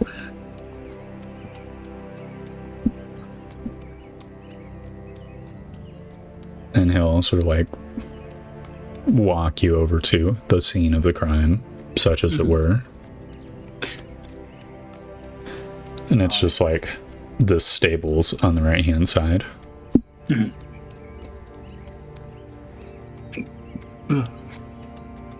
And just give like a brief like doodle of what you see. So this is a stone room, right? And there's probably like storagey stuff on the right hand side. And then boom. Then a big old double door here. Horse-sized, of course. Right, and that just leads into the yard. And then there's the thick old retaining wall here. Right, which has its own gate. The retaining wall is pretty tall. And it's well maintained, so it'd be pretty difficult to climb over, but not impossible if we were to get like 2 people.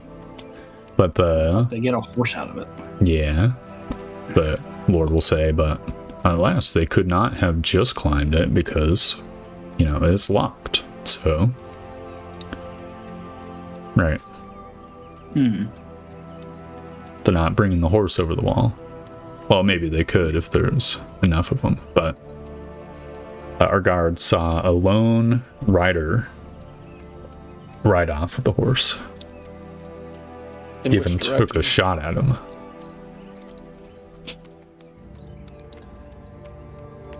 In which direction was he riding?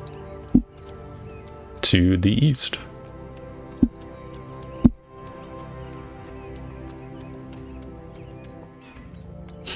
But it was night, so he could have turned off at some point.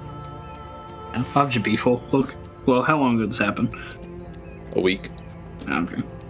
So there's probably not worth any looking for any tracks. He might be able to identify anything.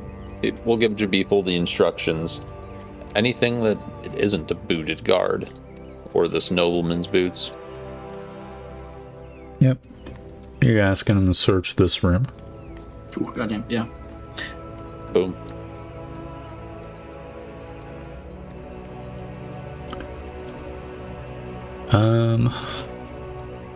Shabifal would say that a lot of people come in and out of this room, like all the day, every day, right?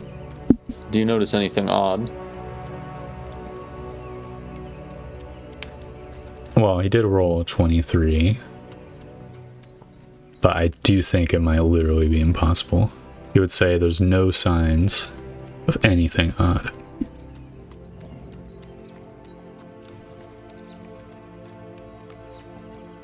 Like, it's just like normal boots. Right, but this area clearly like gets swept sometimes, to be full, says.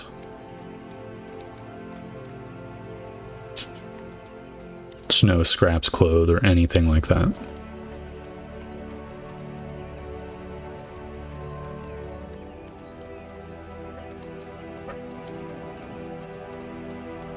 We'll just kind of be like, shrug and be like, anyway, well, we can go find the Esterman. We'll see what they have to say. Yeah.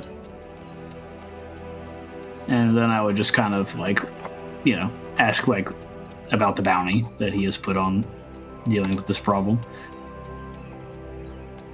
Yeah, so he'll say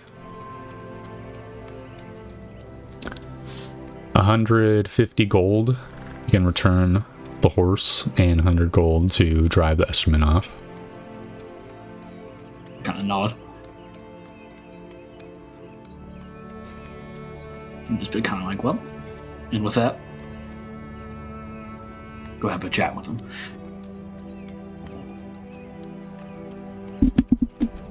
Yeah, so you guys go.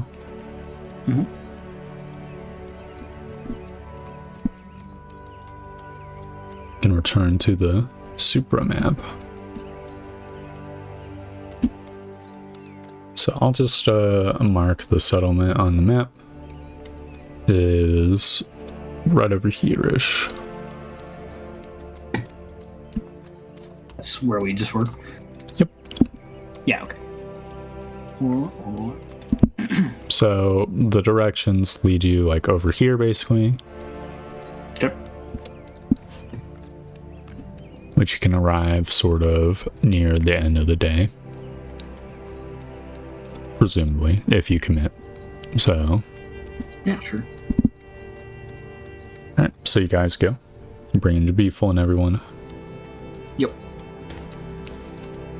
Alright. You guys walk and you eventually find the forest wine. And following that, following the directions, you eventually make your way closer and closer where you perceive the location to be. Aldrich perception check. Wait, what? Aldrich perception check. Okay. Alright. And as you get closer, you're caught off guard as a couple Estermen just like appear out of the bushes and stuff. They say, in common, but like broken common, "Go away, not land yours." I'll just kind of like put up my hands and speak back in Esterman, you know, like, peace, peace. I wish to talk to, what do they call, like, their leader? Clan leader? Clan? Well, the one dude just called him the head of household, but Yeah. there's like your head of jarls household. or like village chief. It really depends I on. wish to speak to, like, your chief, your leader. And, you know, like look each other a little bit surprised and say, "You speak our tongue." Just like, yes, born in Port Silver. Many Esterman friends when I was young. It's good someone is civilized in these lands. Not many people speak our tongue. You want to speak to our chief? Let me find the name. I'm sure Finrear is willing to speak. All right. Good. I have a proposition for him. He nods. Well, follow me. There you go. Do so. And you can see a small encampment. There is a handful of Estermen. Did you want to roll another heavy die to determine how many there are? Or should I just use a number that's somewhere in the range? I mean, I don't know. I've been rolling a lot of 20s, but that's also like, you know. What if no more 20s? Yeah, well, it would be a D4 plus D4. 3, yes. Yeah. D4 plus 3. Do I have a D4 memory? I think I do.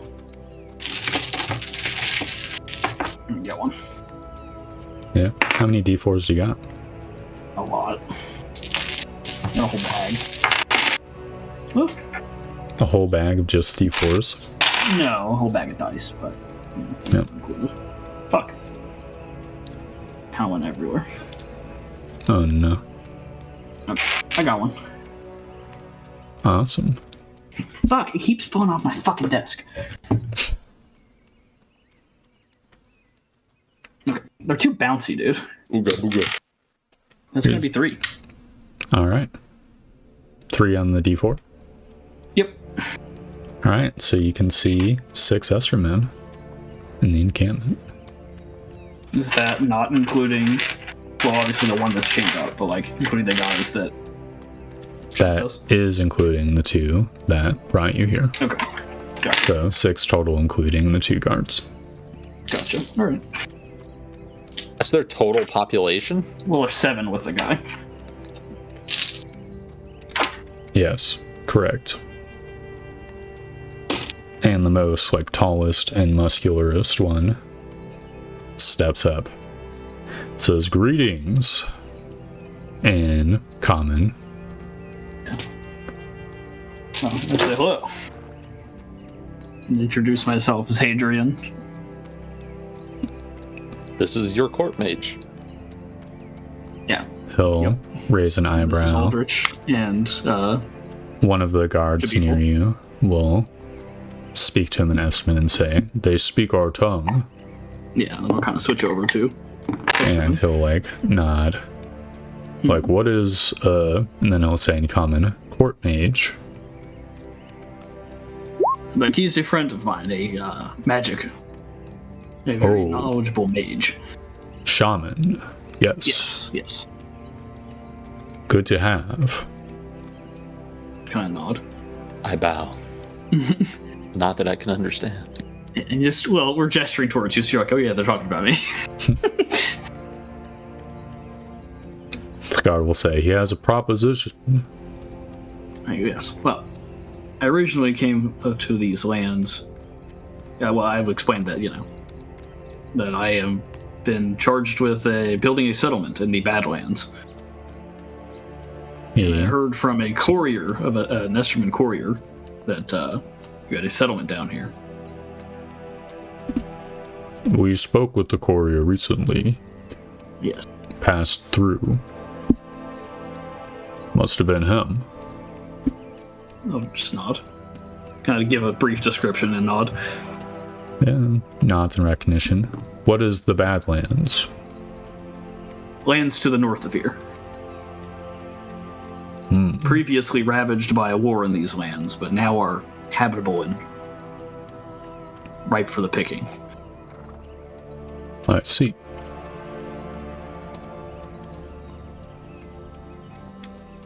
I kind of like explain,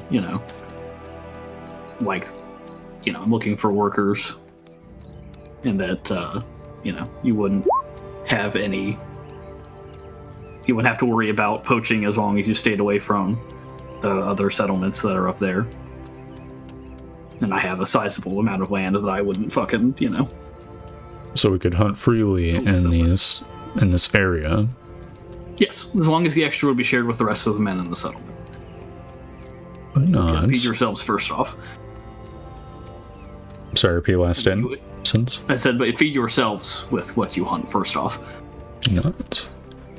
Free forest is surprisingly rare in these lands. That was very tantalizing. However, we cannot leave not come- without my son.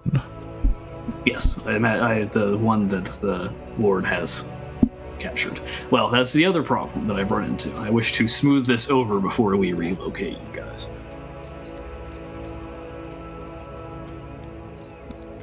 He says, "What is there to smooth?" He claims these woods are his, but he does not patrol it as I do. Does not take from it as we do. In his anger, he has taken my son. Skirmish with His us. main holdup now is about his horse. Now, I've already talked to your son, and he says that you guys did not steal this horse. That is correct. We did not steal his horse. If we did, we would have put it somewhere embarrassing or something. This is kind of what I thought.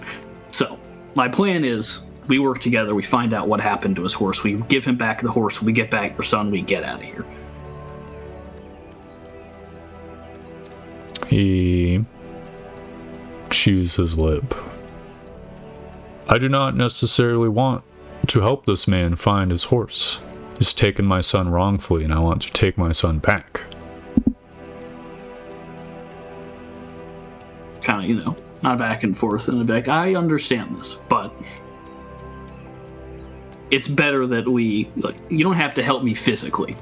I can find this horse, if you guys give me the information you have. Your son told me to ask about this forest king. That's who he suspects. He nods. Says, well, there are bandits moved somewhat recently. We've seen tracks. Hints of their existence, but they stay well out of our territory. If you could show us these tracks, we could find their trail. He nods. my tracker could find them.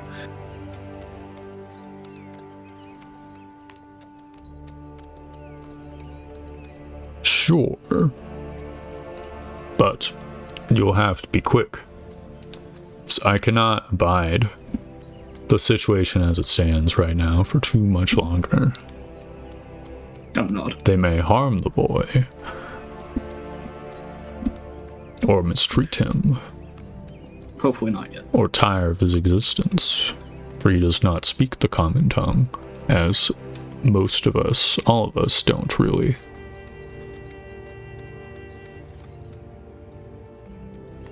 Not all anyway, well, we'll make as much haste as we can.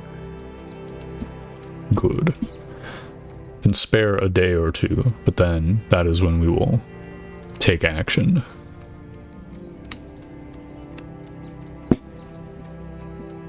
Alright. Well, sounds like we've got our work cut out for us. We better get to it. Yeah, relay what he said to everybody else. But it is currently late in the day, so Yeah. now he says, Just ask him if he would mind if we made camp, on the edge of his camp. by all means, Well, we're having boar tonight. Ha ha ha. before we go any further, if what you've told me is truly all, you've forgotten a gift. I was kind of say, that's for if he decides to come. Oh, well, it sounds like if we bring his son, he will gladly. Yeah, we could still fail. No, we can't. That's silliness. You speak of silliness. I go, well, here's the thing. If he does seek to, go get his son back, I will not have an axe that I've given him be a murder weapon that comes back to me. Once this is moved over. That seems smart. But I doubt he'll be doing anything so drastic. Yes, well, we will wait. By the way, you guys probably should have subtracted 6 rations. Okie doke. You ate in the inn and are gonna eat in this camp, so, or I assume you're gonna eat in this camp, so you won't have to subtract today's ration, but the previous 2 days. Yeah. So, Oh my god, Backpack Battles went live. yeah, it's a game now. Now there's new stuff. And True. we can still play the demo. Really? It looks like it. I didn't know. The demo's probably just got the 2 characters, but it released with 2 new characters, I think. What did? Interesting. Backpack battles. It's like an auto battler. Like Super Auto Pets? It's but it's inventory manager. It's that mixed with Backpack Hero. Okay. Which is just like Attache AK Simulator. From Resident Evil 4. Yeah. It's a neat concept. It's a good idea for a game. It's fucking $10. Now I'm never gonna play it again. Ripperino. I was wondering how they're going to monetize it. I thought maybe they would just do the Super Auto Pets thing and have packs that they would sell,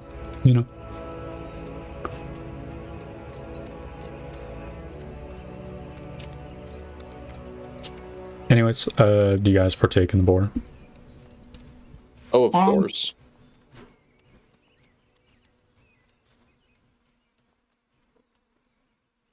Well, I don't know. It's politically a little dubious.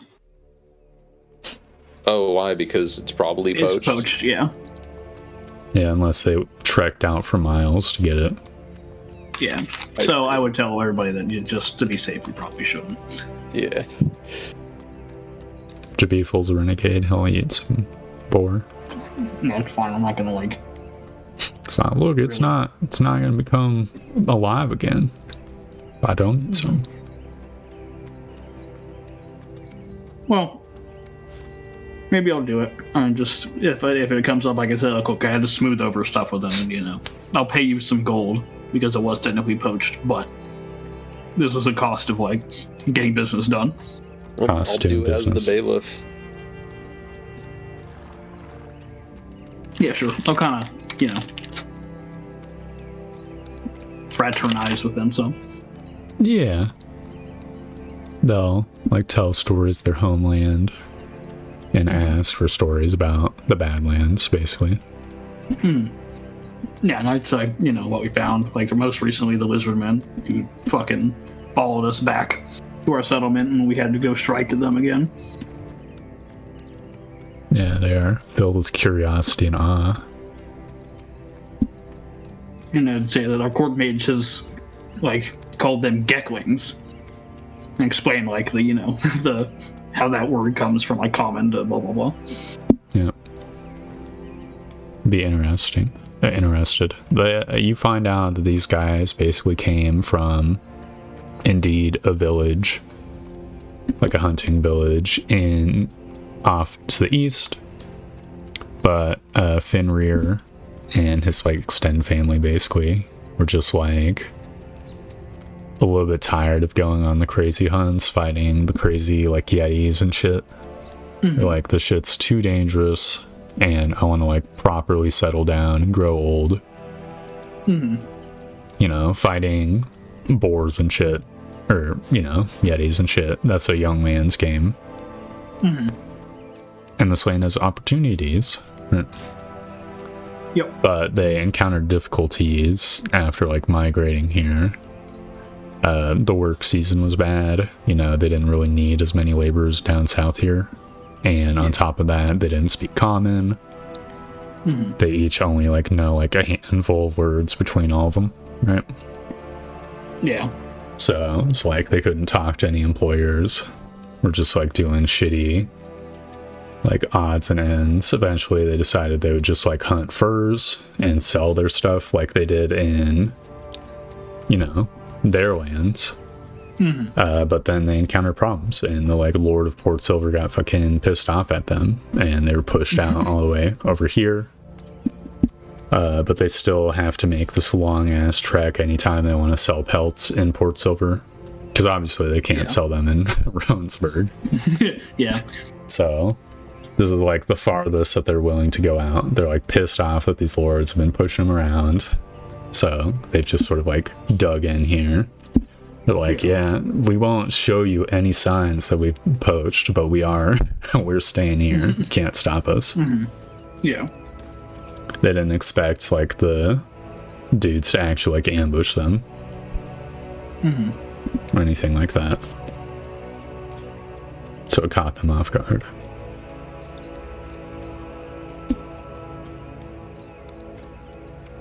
And that's pretty much their story.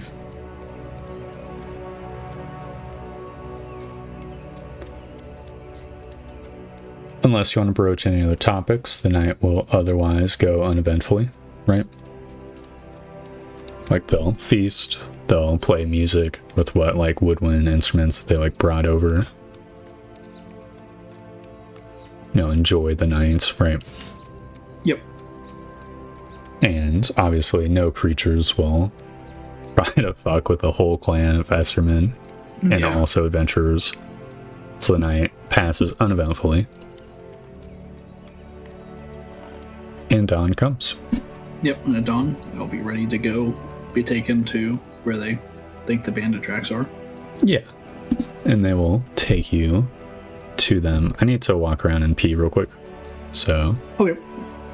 Give me 1 moment. I'm gonna get some water then. Yeah. Poggers. BRB. Alright. The Esterman will take you to some tracks. Or where there was once tracks. And, basically, let you, do your stuff from this point. We shall go back and scout Ronsburg. Alright. Well, to Beefle, do your thing. Alright, Beefle check. Survival? Correct. Boom. Oh yeah. Beefle will say, well, it's old and spotty, but luckily, weather hasn't been too bad and this place is sheltered. I can get a direction, but I'm gonna need to do another check, in a bit. Kind of nod. So he'll begin traveling, and you guys like travel like south. So I'll do one reminder. This will be the first humanoid enemies. Or well, human enemies.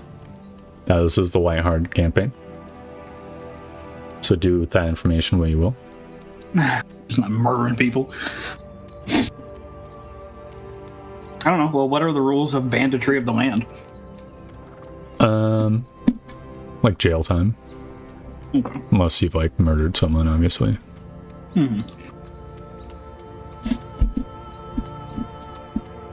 Good like whipping in the stocks, basically. Is that mostly just because I've been watching Shogun and they're always like, oh yeah, piracy just means death, dude. You just get hung. And it's like, damn. Death. Yeah. So, Jabiful begins traveling southwards. You guys follow the tracks. They come in and out. Maybe Jabiful finds like another set of tracks and follows them for a bit. Can I get the second survival check as you get nearer? The second beef, Yeah. Mr. President. Oh yeah. Jabiful finds horse tracks.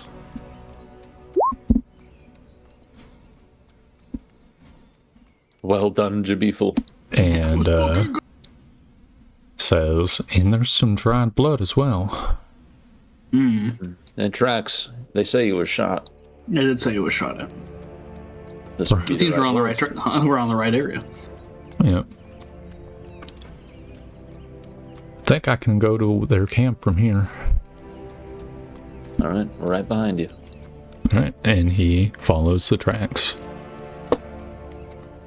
Just make sure there is stuff. There is indeed stuff. Can you guys give me a stealth check, or 3 stealth checks, I should say. Sure. Well, I can try. each. He needs to learn fucking whatever the hell that bullshit stealth is. Oh, goddamn stealth. I can never fucking find it, dude. There it is, second from the bottom. Alright. Hey, that's not terrible. For Better than me. disadvantage 0 boy. It's pretty good.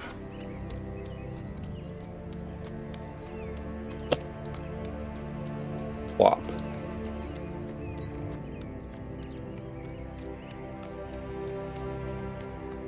Yeah, you can establish a marching order.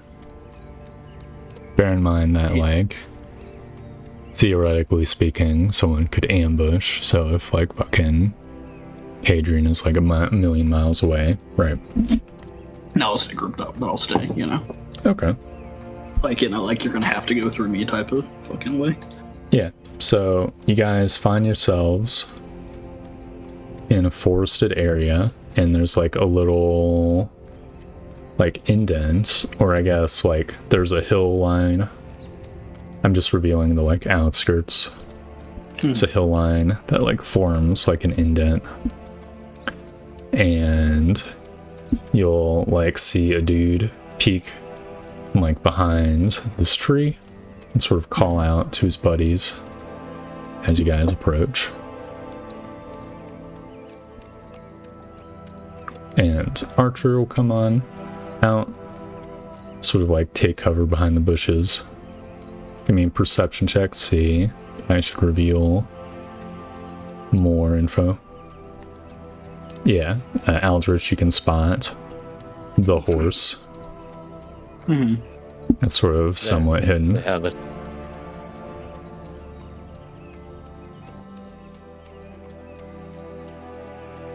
Well, how would you like to handle this, Bailiff? I'll just kind of walk up a little bit. The Shout, guy. you've stolen something that's made my life more difficult. Who are you? I'm the Lord Bailiff Hadrian, fief of the with my fief in the Badlands. Say, we didn't steal anything from the Badlands. Not from me. I have had business with the Lord of whatever the hell that town's called, Fort Roansburg. Rowansburg. And by you stealing this horse, you have soured my business deal. Return the horse, and no blood shall be spilt. See, one more coffin dude like steps forward a bit and says, "We stole no thing."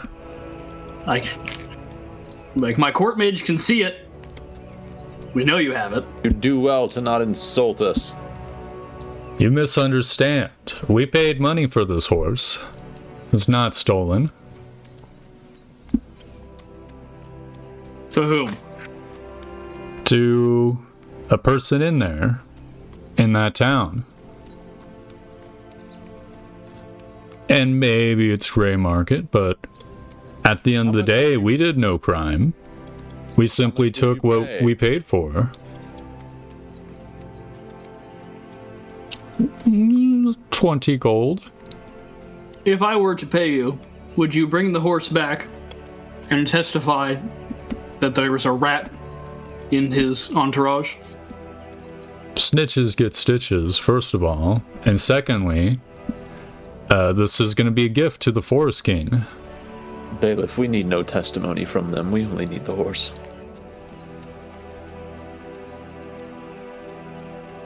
Yeah, I'll kind of take that and make a, like... You're going to piss the Forest King off.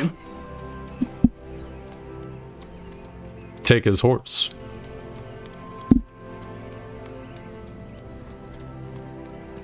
Say, well, I don't live around here.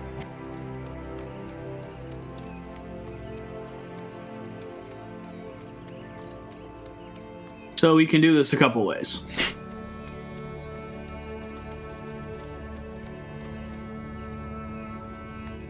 And at this point, I think it's in your court.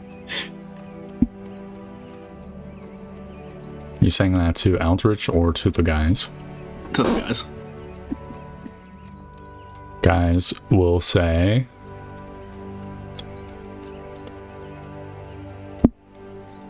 if you're gonna pay us, you should pay us for the cost of an actual horse, not a gray market horse. I think that's only fair. It's like what? I forgot how much the horses actually cost. It's kind of expensive, isn't it?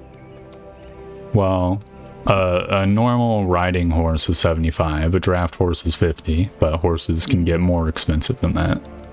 And obviously this is a good quality horse. Yeah. Obviously, for us, it's far more valuable to take their experience. Well, you're getting the experience either way, for the record. Oh.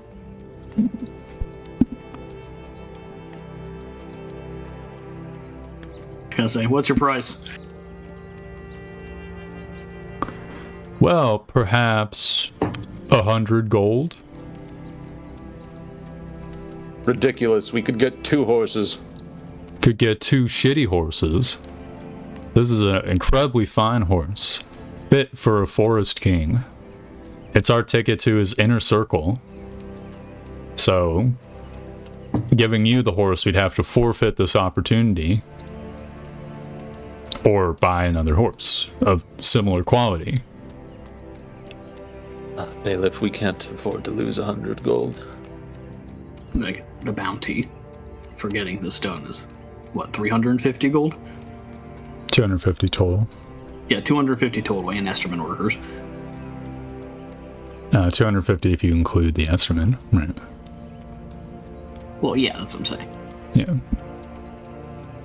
But if we get his son back and this all gets smoothed over, then, Regardless, Bailiff, you have people to feed. That's still 100 gold that you will be losing. Just say the word.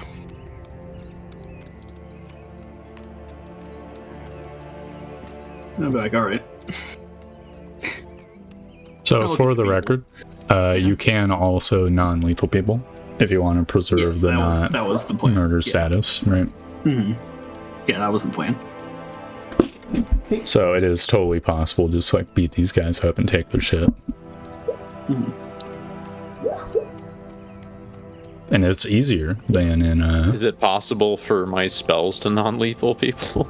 the sleep spell. Good. I didn't learn that one. Yep. I hadn't written it in the text, but basically, if there's someone who's worth non-lethaling, they will be able to go to death's door. If you cast sleep on someone who's on death's door, they just go comatose. That's sort of like the plan. Well, otherwise, you'll have to non-lethally smack someone at death's door, and then they will go comatose in a similar manner.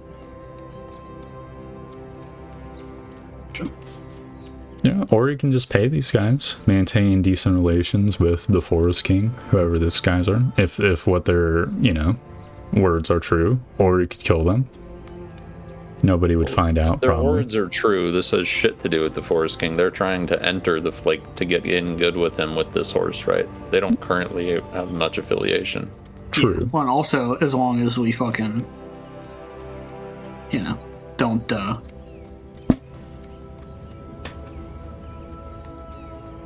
as long as, I'm not gonna say no fucking survivors, but as long as we fucking, turn all these guys in.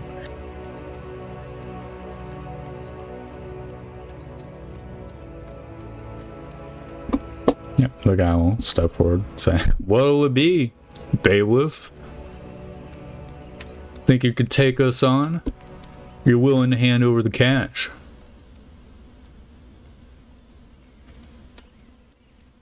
Well, I kind of think we can take them.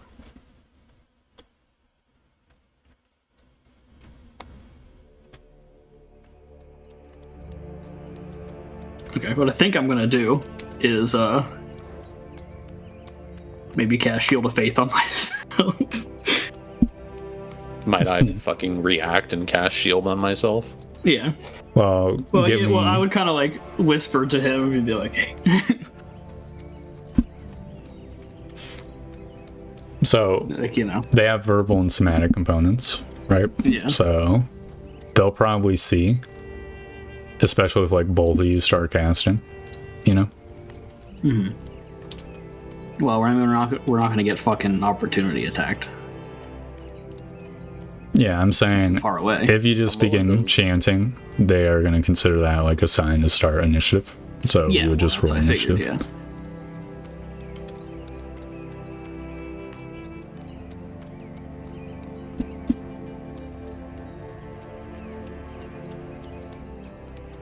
Is Shield of Faith one of those things where I like have to cast it and then move? It is a bonus action, right? Is it? If it is, then it Yeah, is it's a bonus quick action. by default. It is a bonus action. I didn't know it was a bonus action. God damn. Yeah. Sure. Well, we can just roll initiative.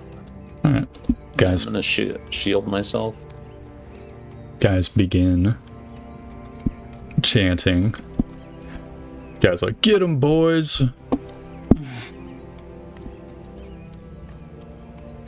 18. Fast fucking guy over here. Fast as fuck, boys.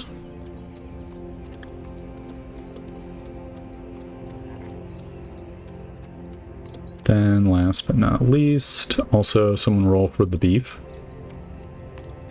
His He's Jabiful's pretty quick too. getting paid too much to not be participating in these combats. Right? 50 gold a month. Alright, it's Hadrian's turn. Okay.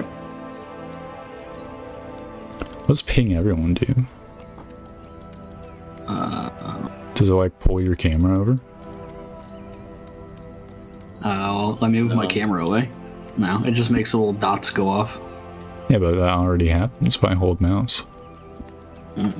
Wait, Maybe that's focus like- pane? Action. So Oh, yeah, it did move me. Does. Yeah, that's cool. Okay, Oh, that's a good badass. feature. Thank God. Whoa, Now I'd that- have to be like, you where can the use fuck am that. I? Yeah. That's Yeah. awesome. All I right. was gonna say, I think perhaps the ping everyone might be like it works in GM or something. Maybe. Yeah, I'm a fan of that. it's pretty good. Well, I'm gonna cast Shield of Faith myself and then fucking run. So wait, where's my Where's my button? Oh, there's an open character thing now too. That's cool. It's a good Shield of Faith thing. It's a Yeah. shield. That's Shield of Faithy. Yep. Okay, so 5, 10, 15, 20, 25, 30. Well, let me just dash. God, this guy looks like he's the fucking guy I was talking to. He's a big guy. Yeah. Get up in there. It's like dual wielding. Mm-hmm.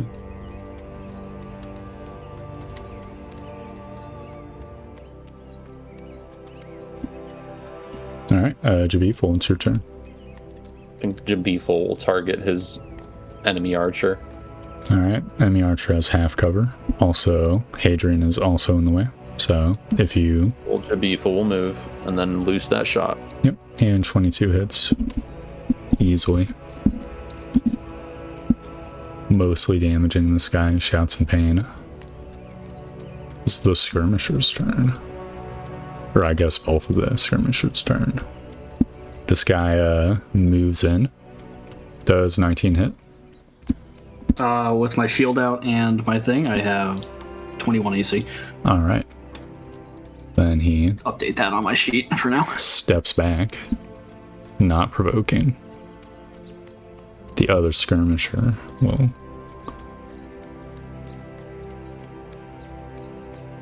yeah, just dash on over. It's gonna move right here. Give him like a good spot to potentially engage two foes. The crossbower will move up to where this guy once was, and he can move even My like, crossbow guy got fucked. yeah, he did. I didn't see his HP bar. Yep. I will say, Aldrich, your shield spell is not up yet, for the record. So again, they were in standoff mode, you know. I figured. All right, just making sure. He's gonna take a shot at fucking Jabiful because that hurt. He's like, fuck you. Yep, Aldrich, it's your turn. I cast shield and step back. All right. The skirmisher curses. Stop running, run to.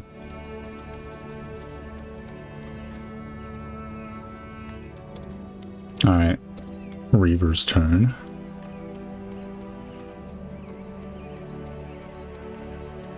Once you're done moving, that is. Yeah, I'm good. All right, he swings his battle axe at Hadrian. That's damage. He swings his Yeah, it's battle like, wait a axe. minute. And with his bonus action, he swings the short blade, but both bounce off. Growls. Says, I think bring it I'm on, just gonna tin make can. Adrian just the fucking tankiest fucking guy on the planet. Yep. Hadrian, it's your turn. Alright, well, I fucking clock in there on him. 19. All right, that easily hits for 7 damage. 7 damage. So you clock him in the side, coughs. And go back to my fucking shield stance. Brace myself. The beef prick. master. Yeah, it's Beef's turn. He's got a guy out in the open. You go, I'm not the one stealing horses. I paid for that horse, you fucker. 5 definitely does not hit. The skirmisher will move up and flanking critically Some hit. time in the. Oh, damn. Some time in.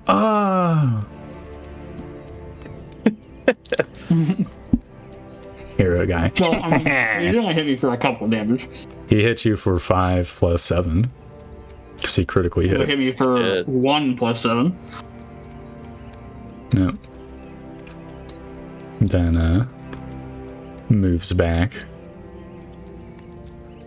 So what were you saying?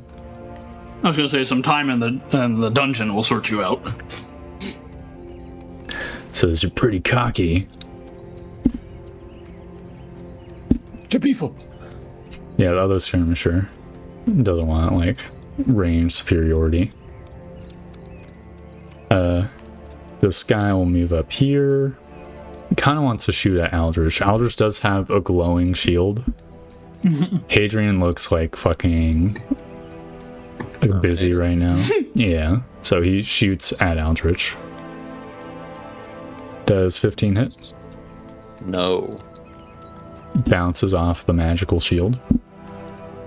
Yeah, it does, because it would have. Alright, Aldrich, it's your turn. Okay,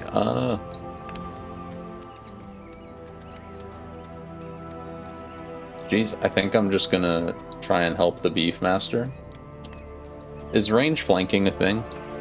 I'm currently kind of not having it really be a thing. Okay, now where was I? Right here. I'm gonna Scorching Ray this dude in the back. Alright.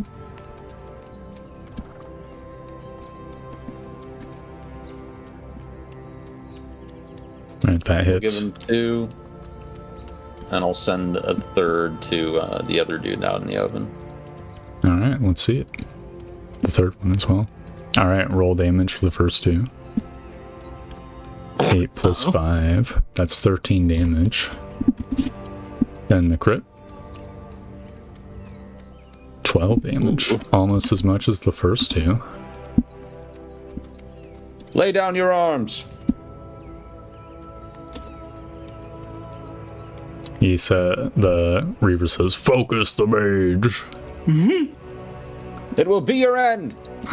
Yeah, that's a tanky mage right there. Did you roll a con save for Shield of Faith, by the way? So now Oh, would I be did the not. time. Yeah. That would suck if it just goes away. Yeah, Nope, we're good. it does not go away. I'm not used to having fucking concentration spell going. Yeah. Adrian, it's your turn. Alright, crack back in on this boy. Well, womp womp. Womp Can't even womp. use my thing on that, I don't think. Yeah.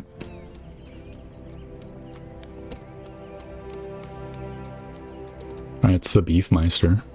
Back to bracing. Alright, so this guy, right, does he right now, like, is the time to hit him with non-lethal blows? If he has death's door rules, so you cannot accidentally kill him. Gotcha, okay. Unless you like hit him Blow for his 20 ass up, damage. Yeah. I think Beefle's just gonna pull out his short sword and try to stab the guy.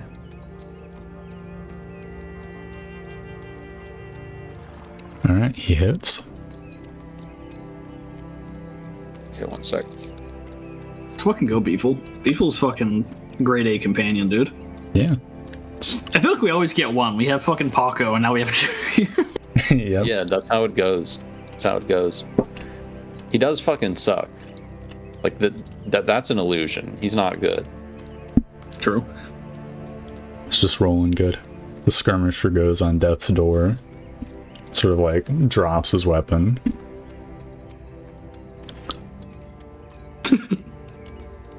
The other skirmisher is gonna try his luck and attempts to stab the mage.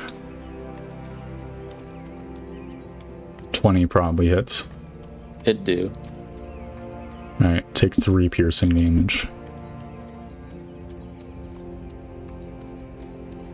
The crossbower will take a pot shot at Eldritch.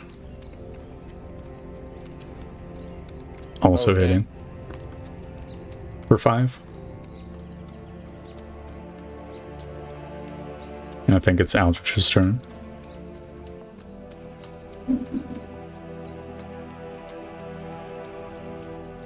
Burning Hands would probably...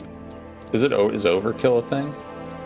As long as you don't roll like so much damage just to instantaneously kill him.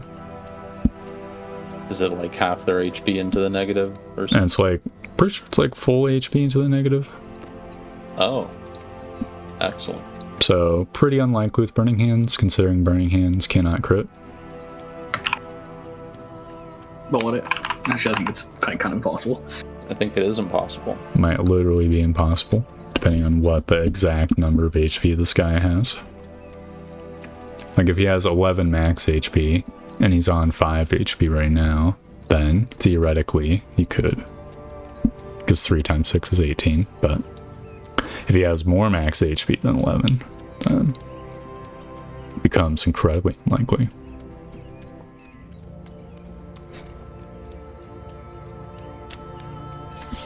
Okay, well, I'm gonna fucking Burning Hands him.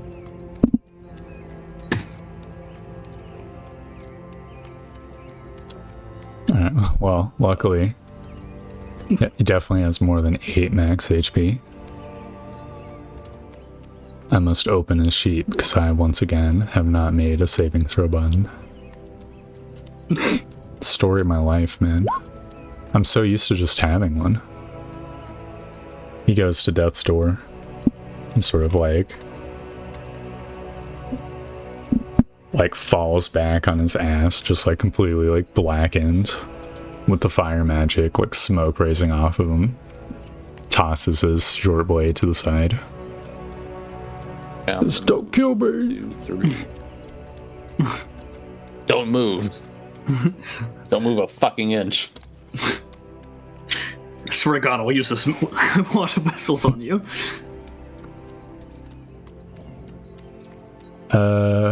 The Reaver, he's competent. I'll give him like a 2d10. High is cowardly, but he's got a plan percolating in the back of his brain, so he's gonna have to roll pretty low to not execute on it. He will jog backwards. Oh, well, actually, before he does that, Be an opportunity attacker. it will, but first he's gonna attack you twice. So he's figuring he's getting kind of unlucky. 19 does not hit. Yeah, he jogs backwards. Okay, well, I'm gonna try to whack him. Where's whack button? 16. That hits. 4, 6. I think I want to smite. Yeah. How come? Yeah. Cause he's trying to like run towards the horse. True. Just got a bad feeling. Oh man. 3. That's a really bad smite. That's a stinky If smite. bro smacks that horse butt, that'd be a trouble for us. Yeah. Right, Adrian, it's your turn. Oh. Don't let him get away. Alright, so that's 5, 10, 15, 20, 25, 30. Get up in here again.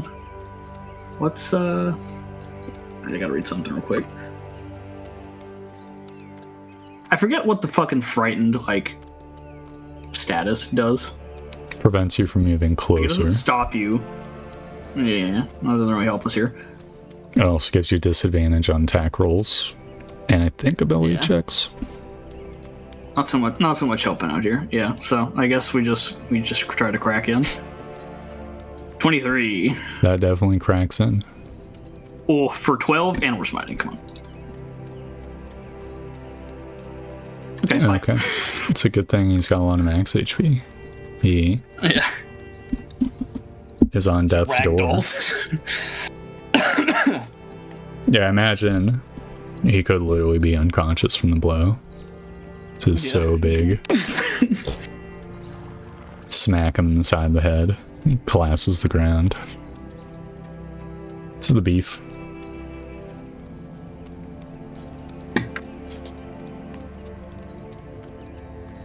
He'll find an angle to shoot this guy, and that's one of them. Alright. Does not hit. The crossbower will run off screen. Presumably take cover. No escapees. Aldrich, a little surprised, but enthused. If I don't want to deal with this forest king, and these men must face justice. Alright, so if he managed to get to full cover, I'm gonna fucking use one charge of the wand. Sure. I'll roll. Let's see. It's a forest. There's a lot of full cover. And he had a lot of movement. So I'm going to say on a 5 or higher, he finds full cover. Oh yeah, he found full cover. Oh shit. 3/4 cover, I should say. Okay. I found 3/4. Yeah, I thought. Still happening, yeah. Yeah, I thought for a second that I screwed myself because I always call 3/4 cover full cover. If he rolled like 15 or 16, maybe he would have had like full cover, but only 14. He's being blasted. Yeah. You see him like go dash for like another tree, and then the missiles hit him, and he like fucking goes tumbling. It's like when all those movies where the guy's running away and they like hit him from super fucking far away. Yeah. Bro's like the last thing he fucking ever hears is the sound of magic missiles humming through the air. Well, he's not dead. Yeah. Okay, good. Okay, good. He's on death's door.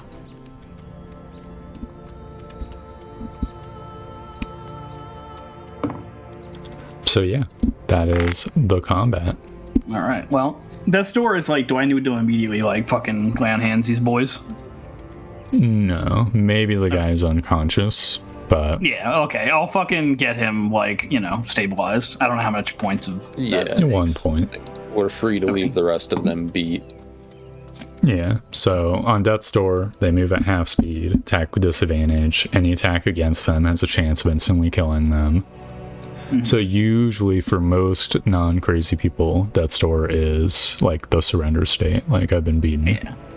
Gotcha. So Aldrich will be that guy. I'm gonna little tie bit. up this like in a hog time. in a little bit of a panic. I guess like a lot of adrenaline. Aldrich will move over to Jabethel. Yeah, cool. You have that rope? He looks in his inventory. Is there a rope in Jabethel's inventory? There should be. There is. Yeah, I've got some rope. All right, help me tie them up quickly. Yep, he will help tie them up. Just bind their hands, I guess. Mm-hmm.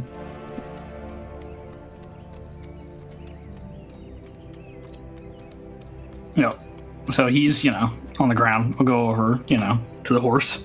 Yep, you Hopefully it's see not like insane. the horse is bandaged. It's got like a bandage going around its torso. They shot the horse. Okay. It's tied to a tree. But the horse looks in like decent condition other than that. Yeah, I mean, they tended to its wounds, so it's just like chilling. I mean, Well, it looks like, I'll still fucking heal it so it can like carry back with no pain. yeah, it'll look like paranoid as you like walk up as like a complete stranger. So give me like an animal handling. Oh, great. We're good at those. Oh yeah, it tries to buck you. Okay. It misses, thankfully. And when you heal it, it calms down a bit more. Okay. But it's still very wary of you. Yeah. I have like Jabethel come over here and deal with the horse. And Jabethel can roll the check. Yeah. Yeah, so Jabethel and I would have gathered the shit. Sorry, the other dude off screen. Yeah, can you roll perception as you go to try to find him? Gone. Perhaps I should use Jabethel's perception. Yeah, can't see him.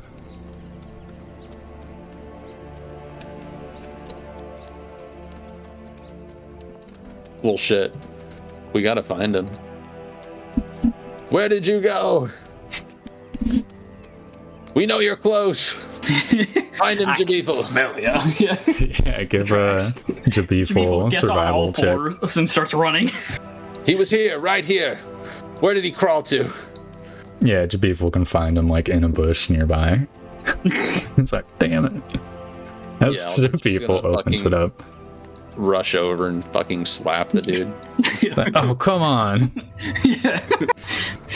Can't blame me for trying. Shut the fuck up! Get the rope! Let's fucking tie him up and start dragging him back. Oh, like dead, The horse, dead fish. the horse handling to, yeah. Leave the horse handling to the beef. Yeah, you just see us return this dude fucking dragging him by the fucking legs. Very good. Yep, and he is dragged over. Okay, Beef will go over and make the check. He's not better. He is Yeah, better. he is. Yeah. Oh, you were -1. Yeah. Yeah. Plus, there might be some small bonus from him being from Reach, which is Horsetown. Horsetown. That goes over. Oh, sorry, Bessie. Must have been very scary for you. Soothes the horse.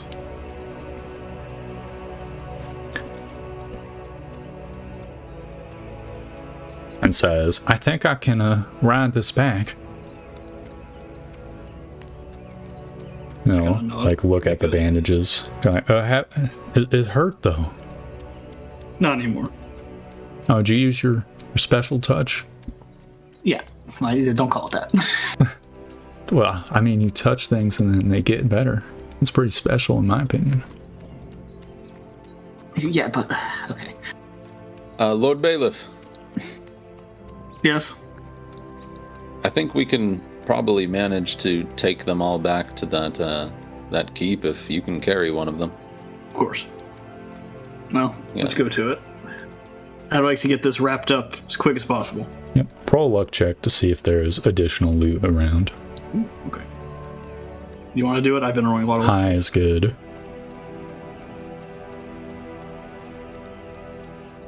You want to do it, Nair? Or do you want me to do Oh, yeah, go for it.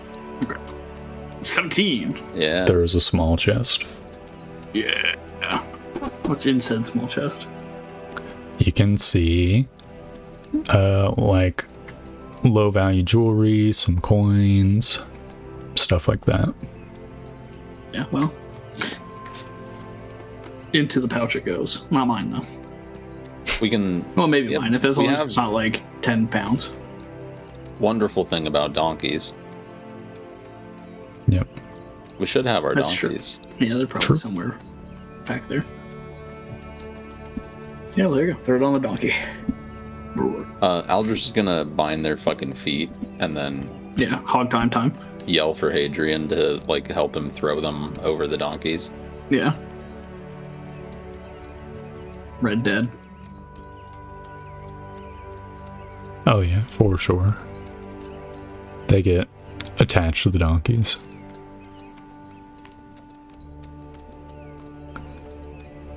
The axe guy be a little bit more blatant. Like, come on, I wasn't lying when I said that we bought the horse. I don't care. It's for the lords to judge. Yeah.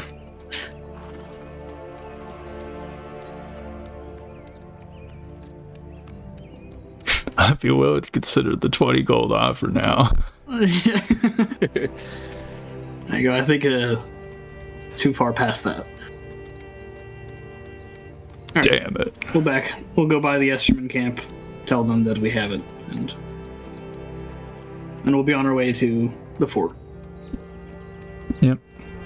Beef will be riding the horse that presumably has one of the bandits on its back. You guys pass by the Esterman's fort. They, do not look super impressed, but will like nod as you pass by. Mm-hmm.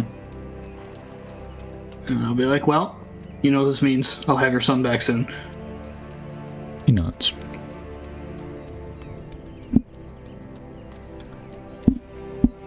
Keep going. What a triumphant day. Yeah, so Very well. is there any more talking to do with these guys, or should we fast forward to the fort? I think we fast forward to the fort. Alright. Guys return to Ronesburg. Horse and bandits in tow.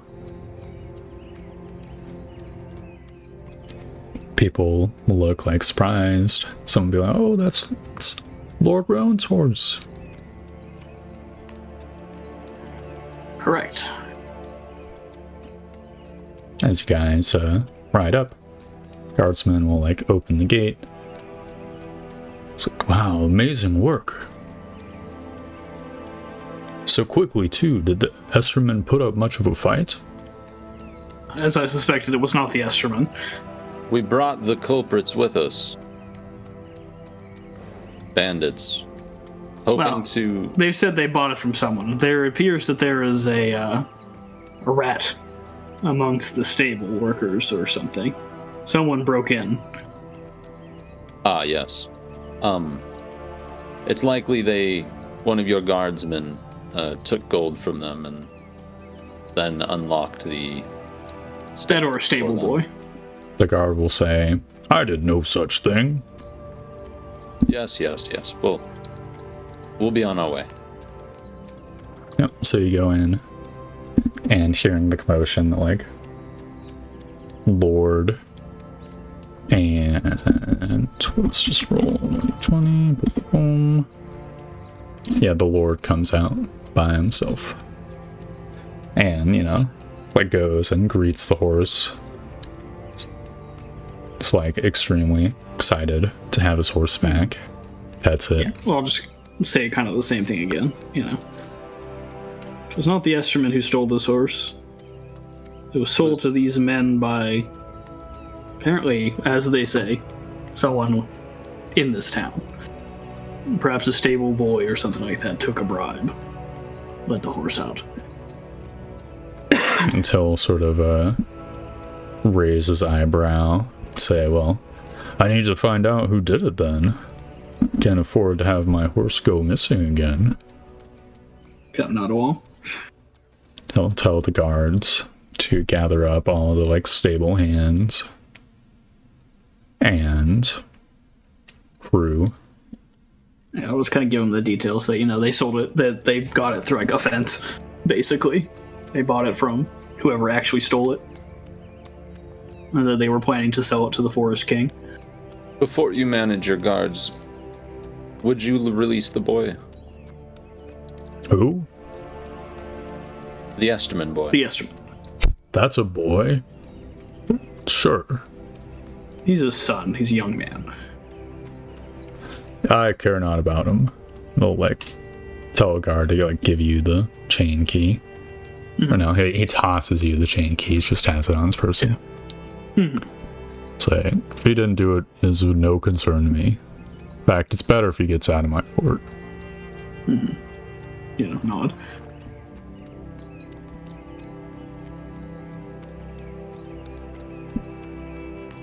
All right. We go get him. And we'll talk about relocating these Estermen. Yeah. How much do you stick around? A little bit. Like, we just kind of, like, fucking walked all over, so maybe we just kind of, like, hang out, go back to the tavern, get a meal or something like that, a little celebration. Okay, so you're not, like, watching kind of waiting for, like, our bounty, yeah. The preceding events happen. Okay.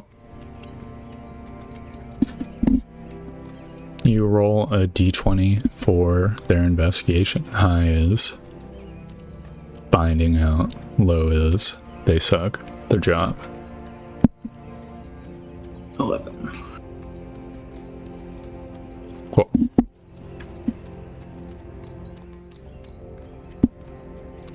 That might be enough. Let me roll something in secret. Okay. Eventually, Hadrian Eldritch,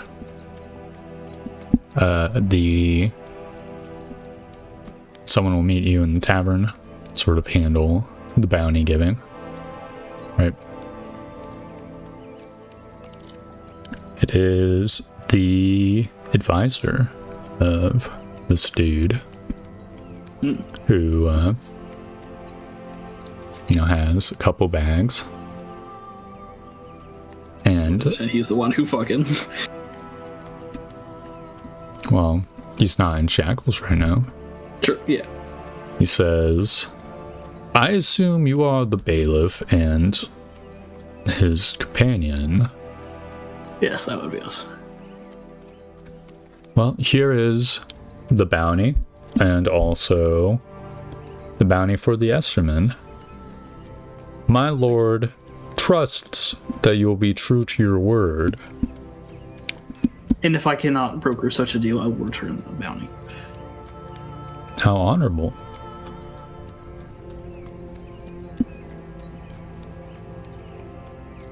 Well, thank you. How goes the investigation? He purses his lip. Not very well, I'm afraid. The bandits feign ignorance when looking at the stable hands, but there is no bounty for the thief, so there's not much more work for you here. Just kind of nod. Oh well, thank you again. He nods and gives like a slight bow. Of course, Lord Bailiff. Farewell. Worry not, I will spend my best energies trying to find out the culprit. My current thinking is someone in town. Perhaps one of the laborers or something. Perhaps. So, like, go off.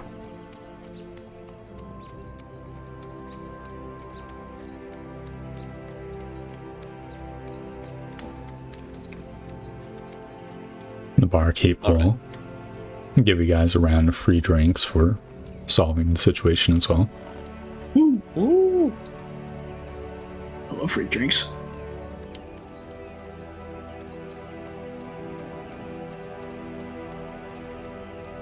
All right, we'll be on our way back to the Esterman camp. Yep. With the sun in tow. Yep. So you guys go get the sun. Do you do anything else while you're in town?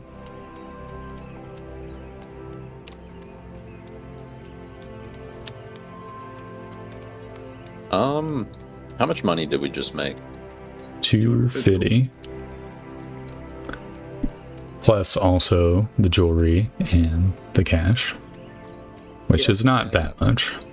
Perhaps we could cash in the jewelry while we're here. Also, what shops are there other than a blacksmith? There is a cobbler and a trade post and I think a baker as well, but notably no miller, and a metal smelter. Go with the blacksmiths, and I think that's it. So it's like a relatively small place.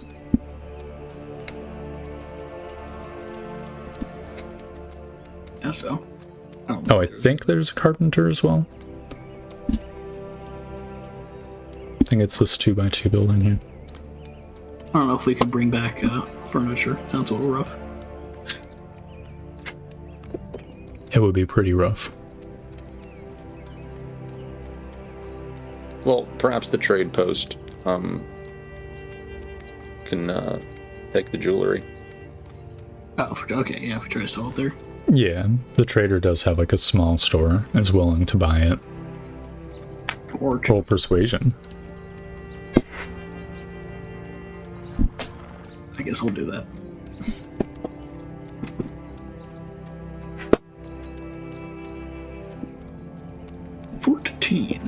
Okay, relatively decent. Let me just double check my stuffs. By that I mean charts and stuff.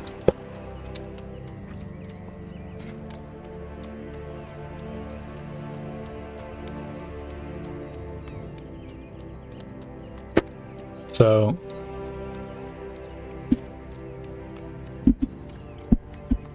the pieces of jewelry, base value is this, and the guy's willing to buy from you for just like on short notice 15 gold, he says, Oh yeah.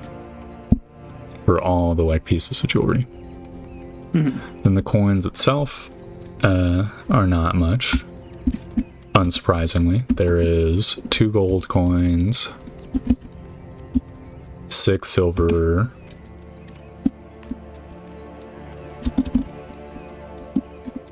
and 6 copper. Wow. Nice. Just 14 gold? 2 gold plus 15 from selling to the guy. Okay. Then 6 silver, 6 copper. You got it. Alright, don't double add it to your sheets. Just one of you do it. Yes. Yeah.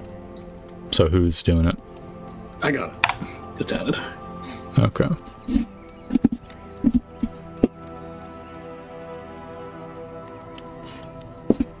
Alright, and you guys begin traveling back to the Esterman's zone.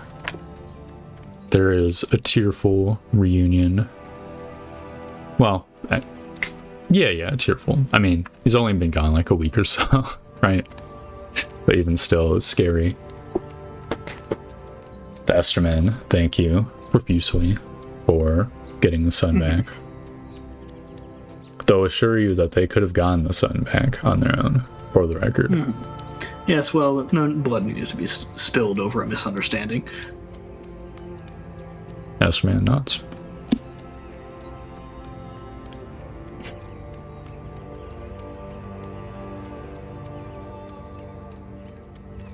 Says, figures the old bastard would have blamed us, some random bandits doing.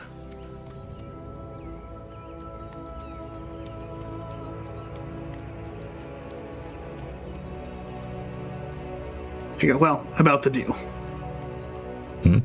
Oh, yes, you want us to move to your lands. Yes. I suppose that is amenable. We can move to be nearby your settlements. I've talked it over with them, and the prospects of going to a wood where we can be open and free is appealing. Excellent. As long as you are true to your word that we may hunt freely from the forest. No nod. From now on till the end of time. Yes. And The only reservation I cannot make is for the other settlements around me, but we have a sizable chunk of land that no one should disturb you on. Of course. We can avoid other settlements. That is fair enough.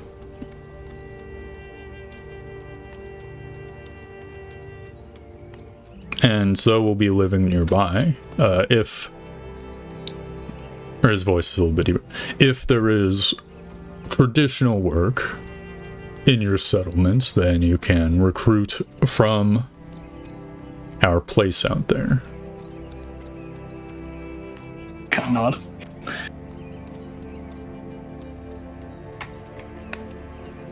Aldrich will look to you and just, what are the terms? What's happening? Include me. They're going to relocate to our land, and we will be able to hire from them. Ah, excellent. I've given them hunting rights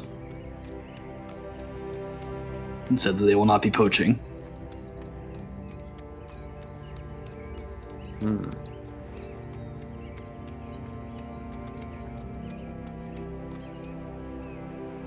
Well, excellent. Yeah.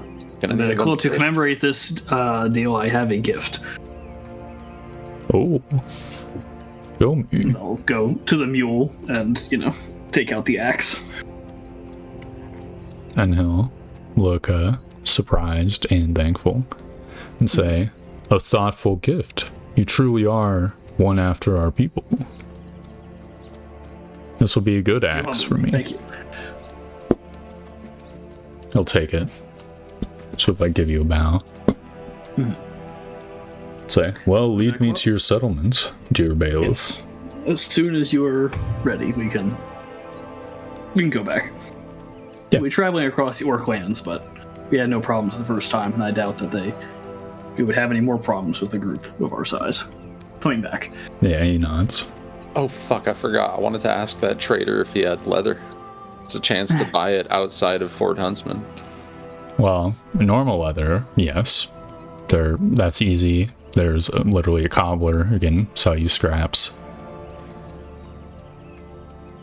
What about holy water separately? Holy water is going to be dubious because there's no church in this village. Indeed. All right. Okay, never mind. So yeah, I think a scrap leather is just like a silver piece. per. Sounds about right. So if Have you we want seen to, any churches? No. in Reach and in Mage's Rest, there were definitely churches. Also, Port Silver, any major town will have one. All right. Well,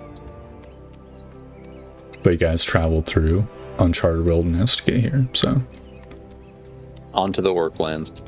yeah, that was one downside. Because you bypassed all the towns, you couldn't buy stuff for cheap. Yeah, well, we don't got all day. True. Gotta get those extra men, we gotta get back. Yeah. So you guys travel back, and you probably do fight some orcs, but unfortunately, with 7 Estra men and 2 adventurers Just a fucking bloodbath. and a Jabi full, yeah, is pretty easy. So easy as to not give XP. And even if it were, it would be like split 10 ways. So, you know. True. And throw in an extra 5. I'll call it even. Yeah, sure. A glorious battle happens in the background. Yep. I will, let's see, just roll 2d6 to see how, like, crazy or how intense the battle was. Okay, so a reasonable battle. So I'll just plop a couple orcs on the map so that you can see them, so that my time have spent experience. doodling Yeah. tokens, Oh, hell yeah. it's not gone to waste. So you'll encounter these They're 3. the Ganon ass orcs. They are indeed Ganon ass orcs. So you'll see this is just one attack from each of them. This is the great axe of the big guy. Or no, of the, not the big guy, the little guy.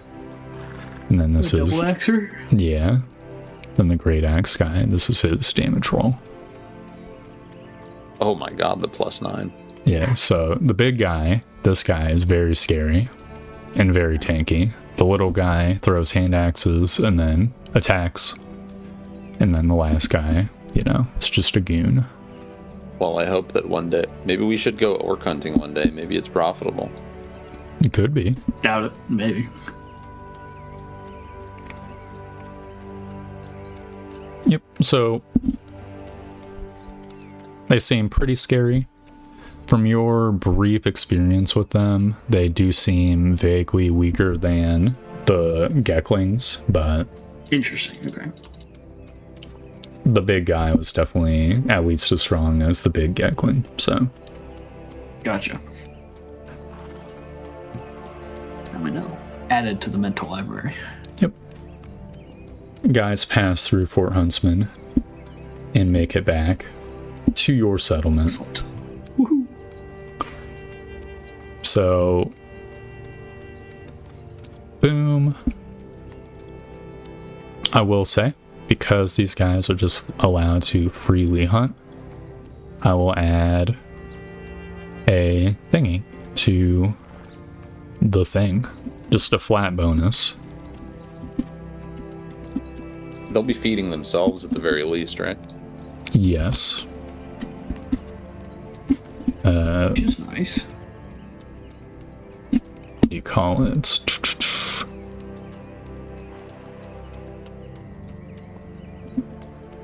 They are fully self-sufficient. And if you don't have all of them, you'll be getting like a little bit of food bonus. But otherwise, you know, however many you add, it will subtract. But they've given you like a flat bonus +7. Right. To what? Because there's 7 of them, he's doing it where I'll do Oh, okay. Here we go. we just have 7 to our bonus supply or whatever. Yeah, exactly. It is a flat bonus that you have acquired because you made a bailiff ruling that is free to hunt here, and these guys are hunting here.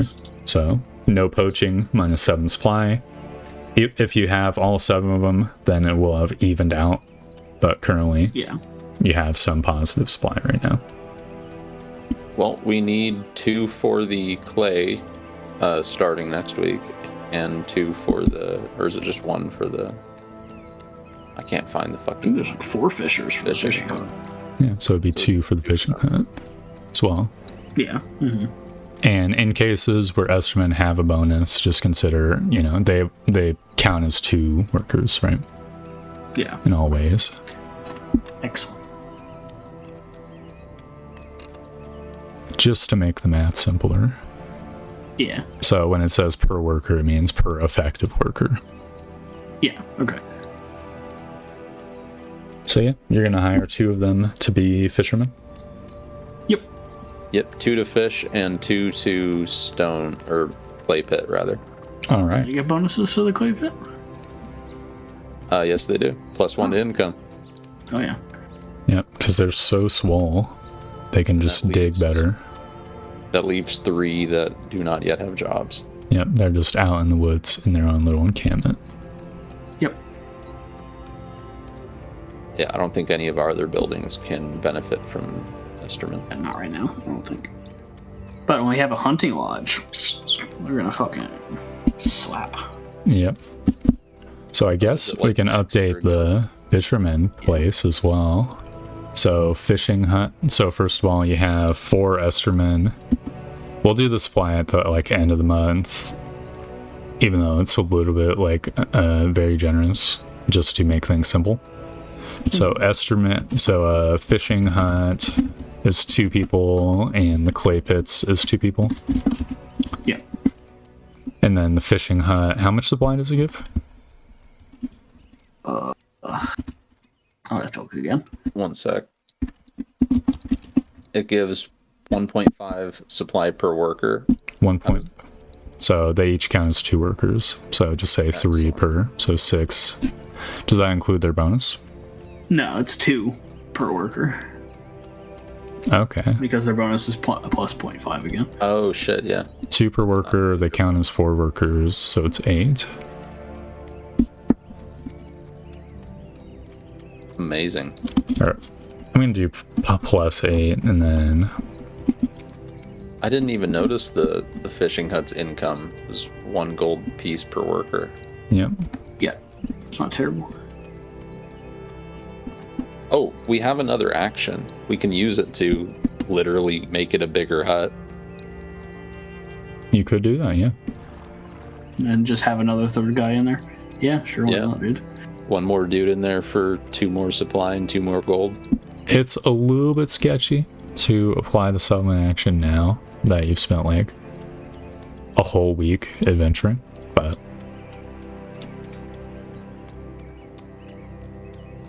I don't know, can you give me like a check to get it done efficiently? Like maybe an intelligence check or Oh, something? You know, they do Yeah, 1 I'm per not doing week. 1 per week sounds pretty reasonable. Huh? How many days were we actually gone?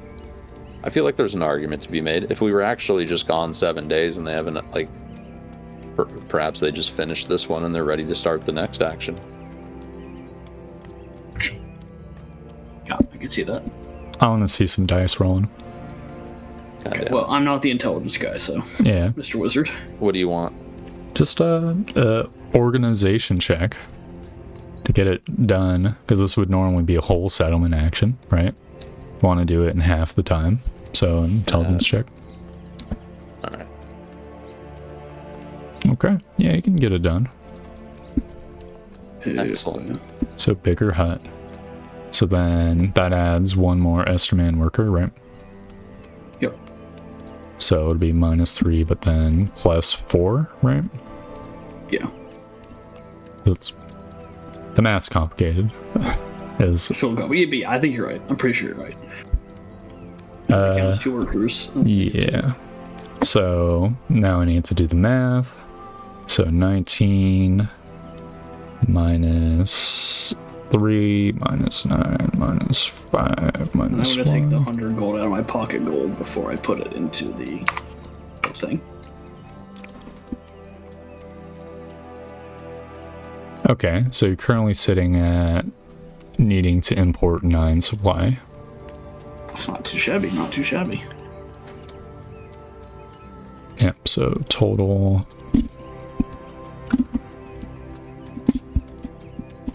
We can make it an even bigger hut next session. True.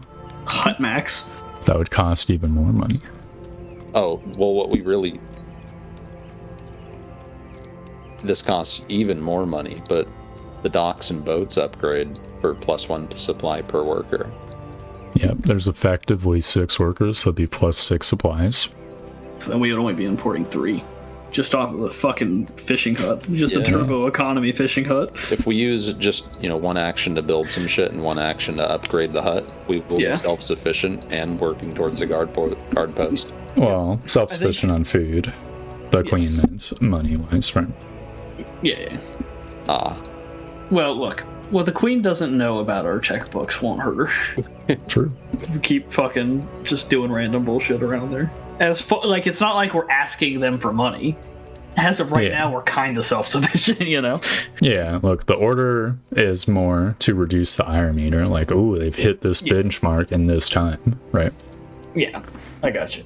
Well, we can work towards guard posts. I do want to build the rat house soon. But maybe that can happen after the guard post. Yeah. we need money big time. So next We have session- kind of a lot of money. I mean, we have 800, Oh, no. almost 900 gold. We'll need 800 gold Just to upgrade the rat house. Yeah. for the rat house. Well, Another 800 I thought that there gold. was like a discount for fucking stealing the stone from the other rat house. If you have a brickyard, yeah. Oh, okay. It'll be another 800 gold to accomplish the guard post. Yeah. Unless we import. I don't know how much that shit is. Let me clarify. If you have access to cutstone or bricks, it'll provide discount. Otherwise, it'll provide access to the cutstone or bricks. Gotcha. Right? Sorry, continue with what you're saying, Eldridge. I had finished. Can you repeat what you said? Remember.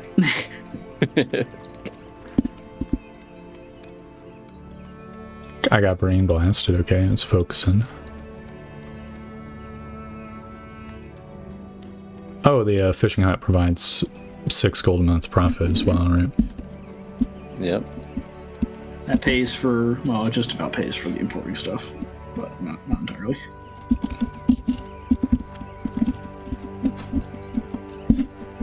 That's pretty good.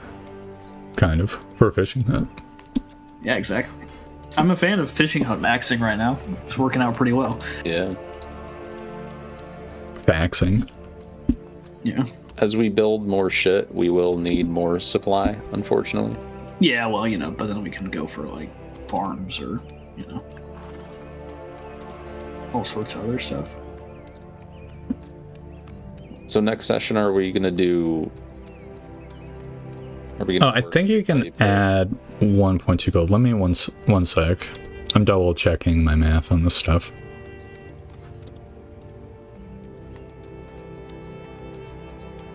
Plus 32.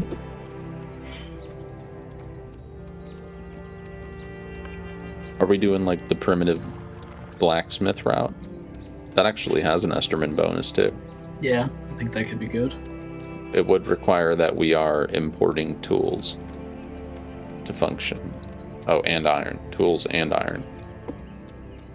How do we get tools if it's not through the blacksmith? I guess we have to have the blacksmith proper to get tools.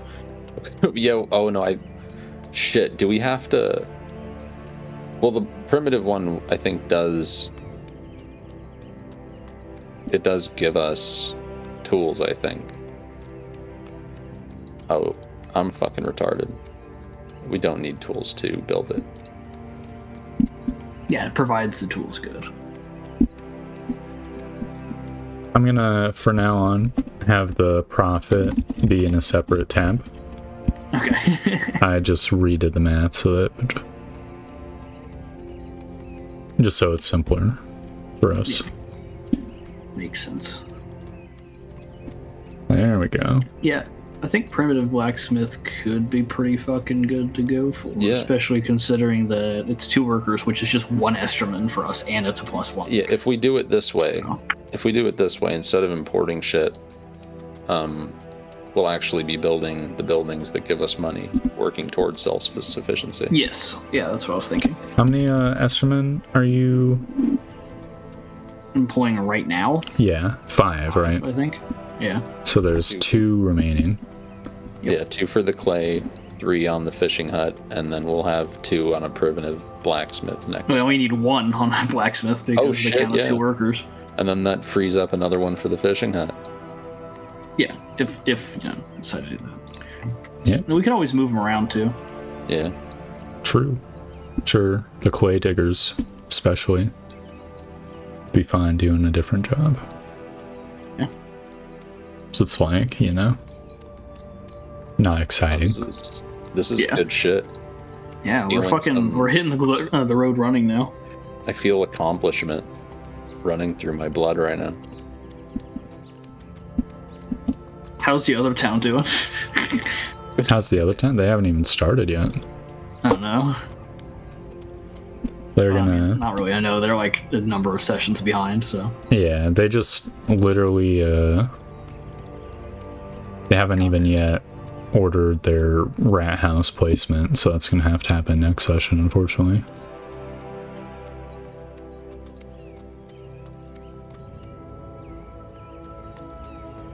Oh, it's 389.2. Boom. There we go. Just double check. I just feel like I don't think we need to build a rat house yet, but yeah, you kind of are already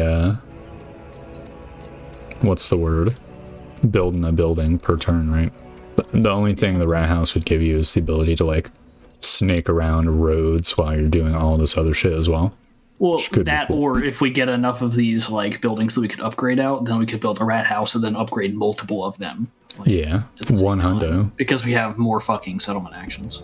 So that could just be cool. Build up a bunch and then knock them all down in like one humongous. That's kind of what I was thinking for. We do that and then we would go for the fucking rat house and then we just we gotta be rolling crazy. In dough. Yeah, that is true. That's very expensive. But that's part of the reason why, like, we're getting there. You're currently like making back 1% of your expenses. Yeah. But you are closing in to being food self-sufficient, which is awesome. Yes, which is very good. We're pretty fucking close to it when we get the big fishing hut. But, you know, more people equals more food, so. It's 3 gold per month for importing, right? I think so, yeah. I'm just gonna... Or is that the already halved, or... Because I know that having the trade post fucking halves it. Yeah, well... Yeah, so I think it's 6 and then it goes down to 3, because you can't have 3 easy, so... So that's on the docket unless you get more food. Yep. And that was pretty good. How you guys feeling about the session? Good. We're fucking getting shit done, dude. And about the settlement. Yeah, no, I'm hyped about the settlement. Yeah. Fucking doing it. Stuff's going good. Yep. I feel like you're making... Especially with these, like, with the smaller buildings, the upgrades, it really feels like there's more of like, okay, we can actually get things rolling quick. Yeah. Making good progress. It feels doable. Yes. It's pretty cool. Do we want to do XP now, too? Or is there yeah, sure. Take care of? Let's do XP. I'm a big fan of the gold is XP thing. Yep. So you got 250 gold from the bounty, plus 5 from the one orc fight that happened off screen. The bandits were worth, let's see, 100, 200, 300, 500 XP. I'm just adding it to the calculator. I'll tell you guys your shares in a moment. Did anything else happen XP worthy? This the bounty XP, or bounty gold count as XP? Yeah, I already added it. Oh, okay. I don't know. I don't think so.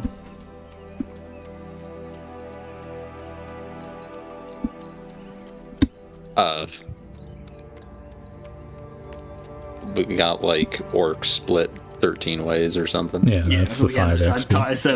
I said toss in 5 and we'll call it good. Yeah. Yeah, not much else happened. So, I'm going to divvy it out now. So that's okay. Unless you can think of anything else. Not really. I don't think anything else happened. This is a very, very straightforward session. Mm-hmm. Alright. Fun little quest. Yeah. Well executed. Thank you. I thought it was neat. That turned out cool.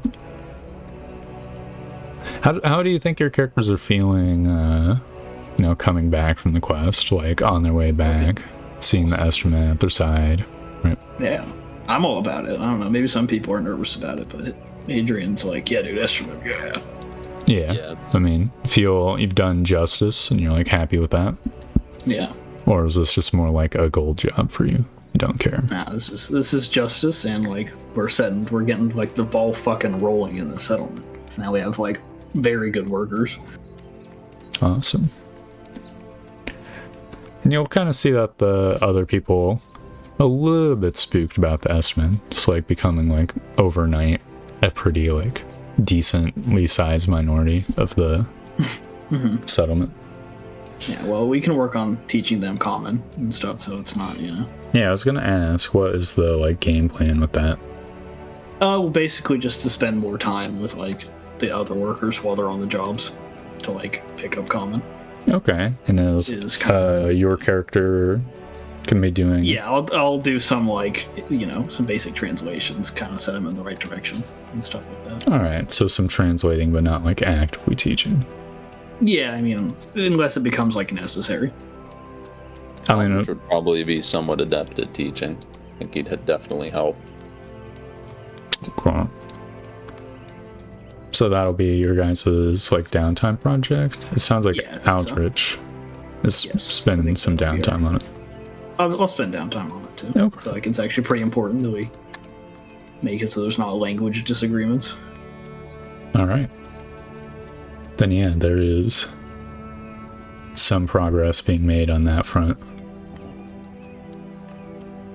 How does Aldrich feel about the situation?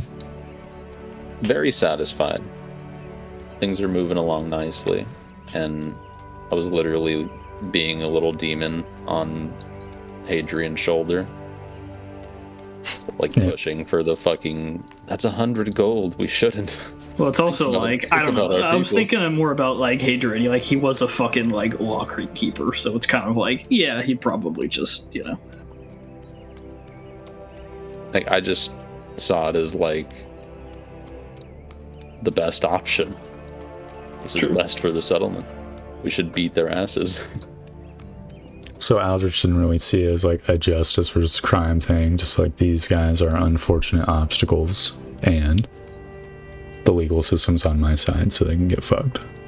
Yeah, real. Is that basically it? Basically, yes. Okay, cool. So open up your B-full sheet, por favor. So I'll give you the B-full XP first because I'm multiplying it, right? Because The beef. Lay it on me. 151 experience for the beef.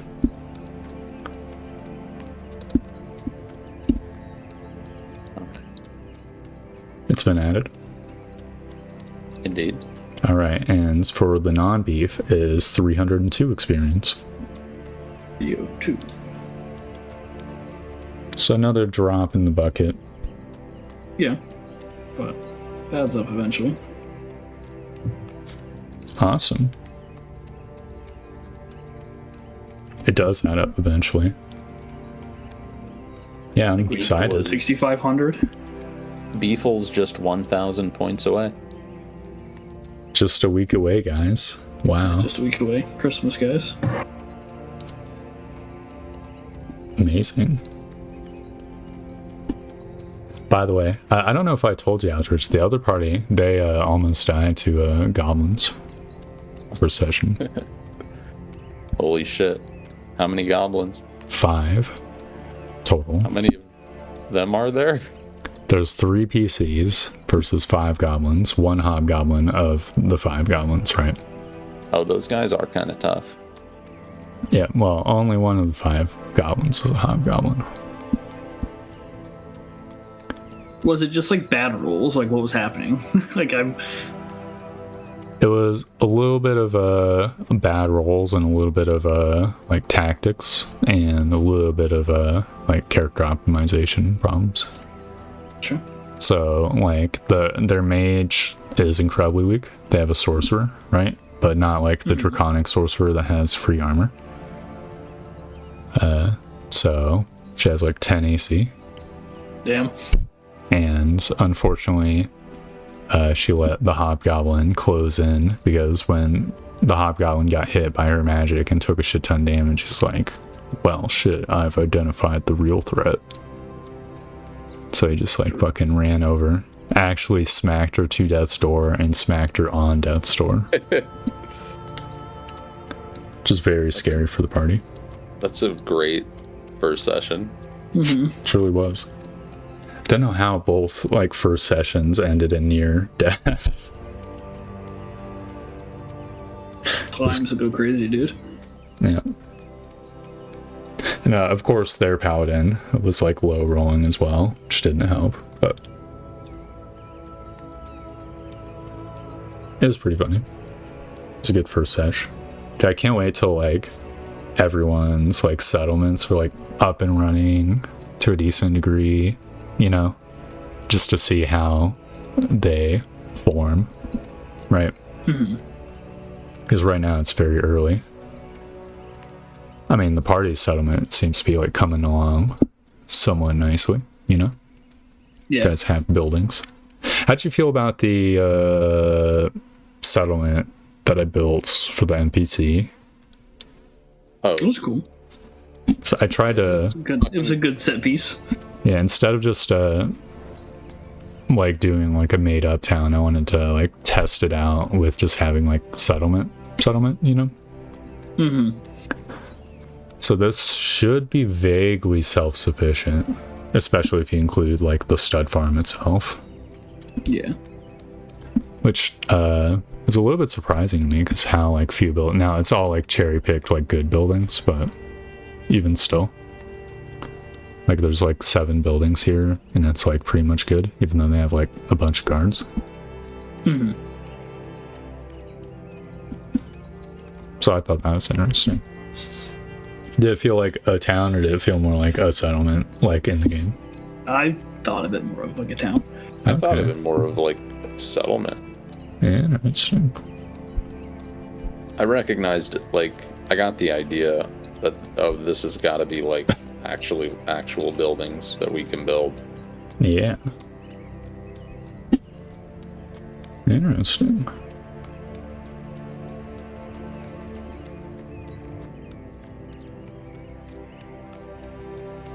I'm pretty happy I with that thought one. like shit. I hope our settlement kind of looks like that one day.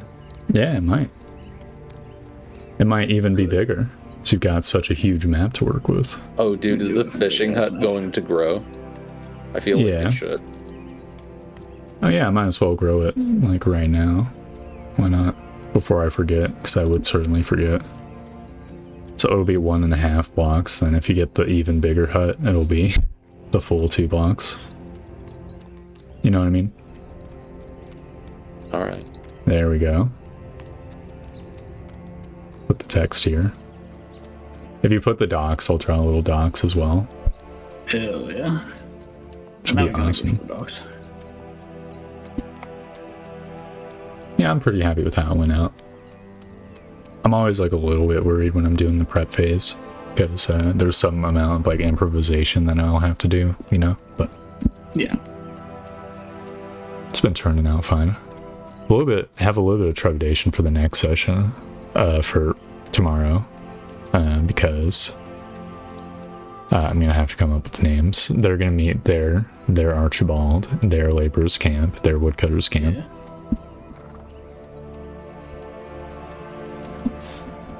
That's a future me problem.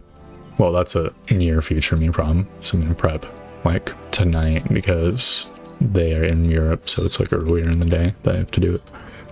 Yeah.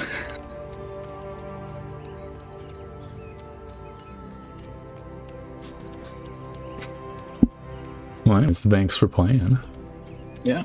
I'm excited to get our fucking quarry going, dude, because that's where that money starts fucking rolling. Yeah. True. Be awesome. You can like go get dwarves or something, and they'll have their own problem. Yeah. It'll be underground. Problems underground.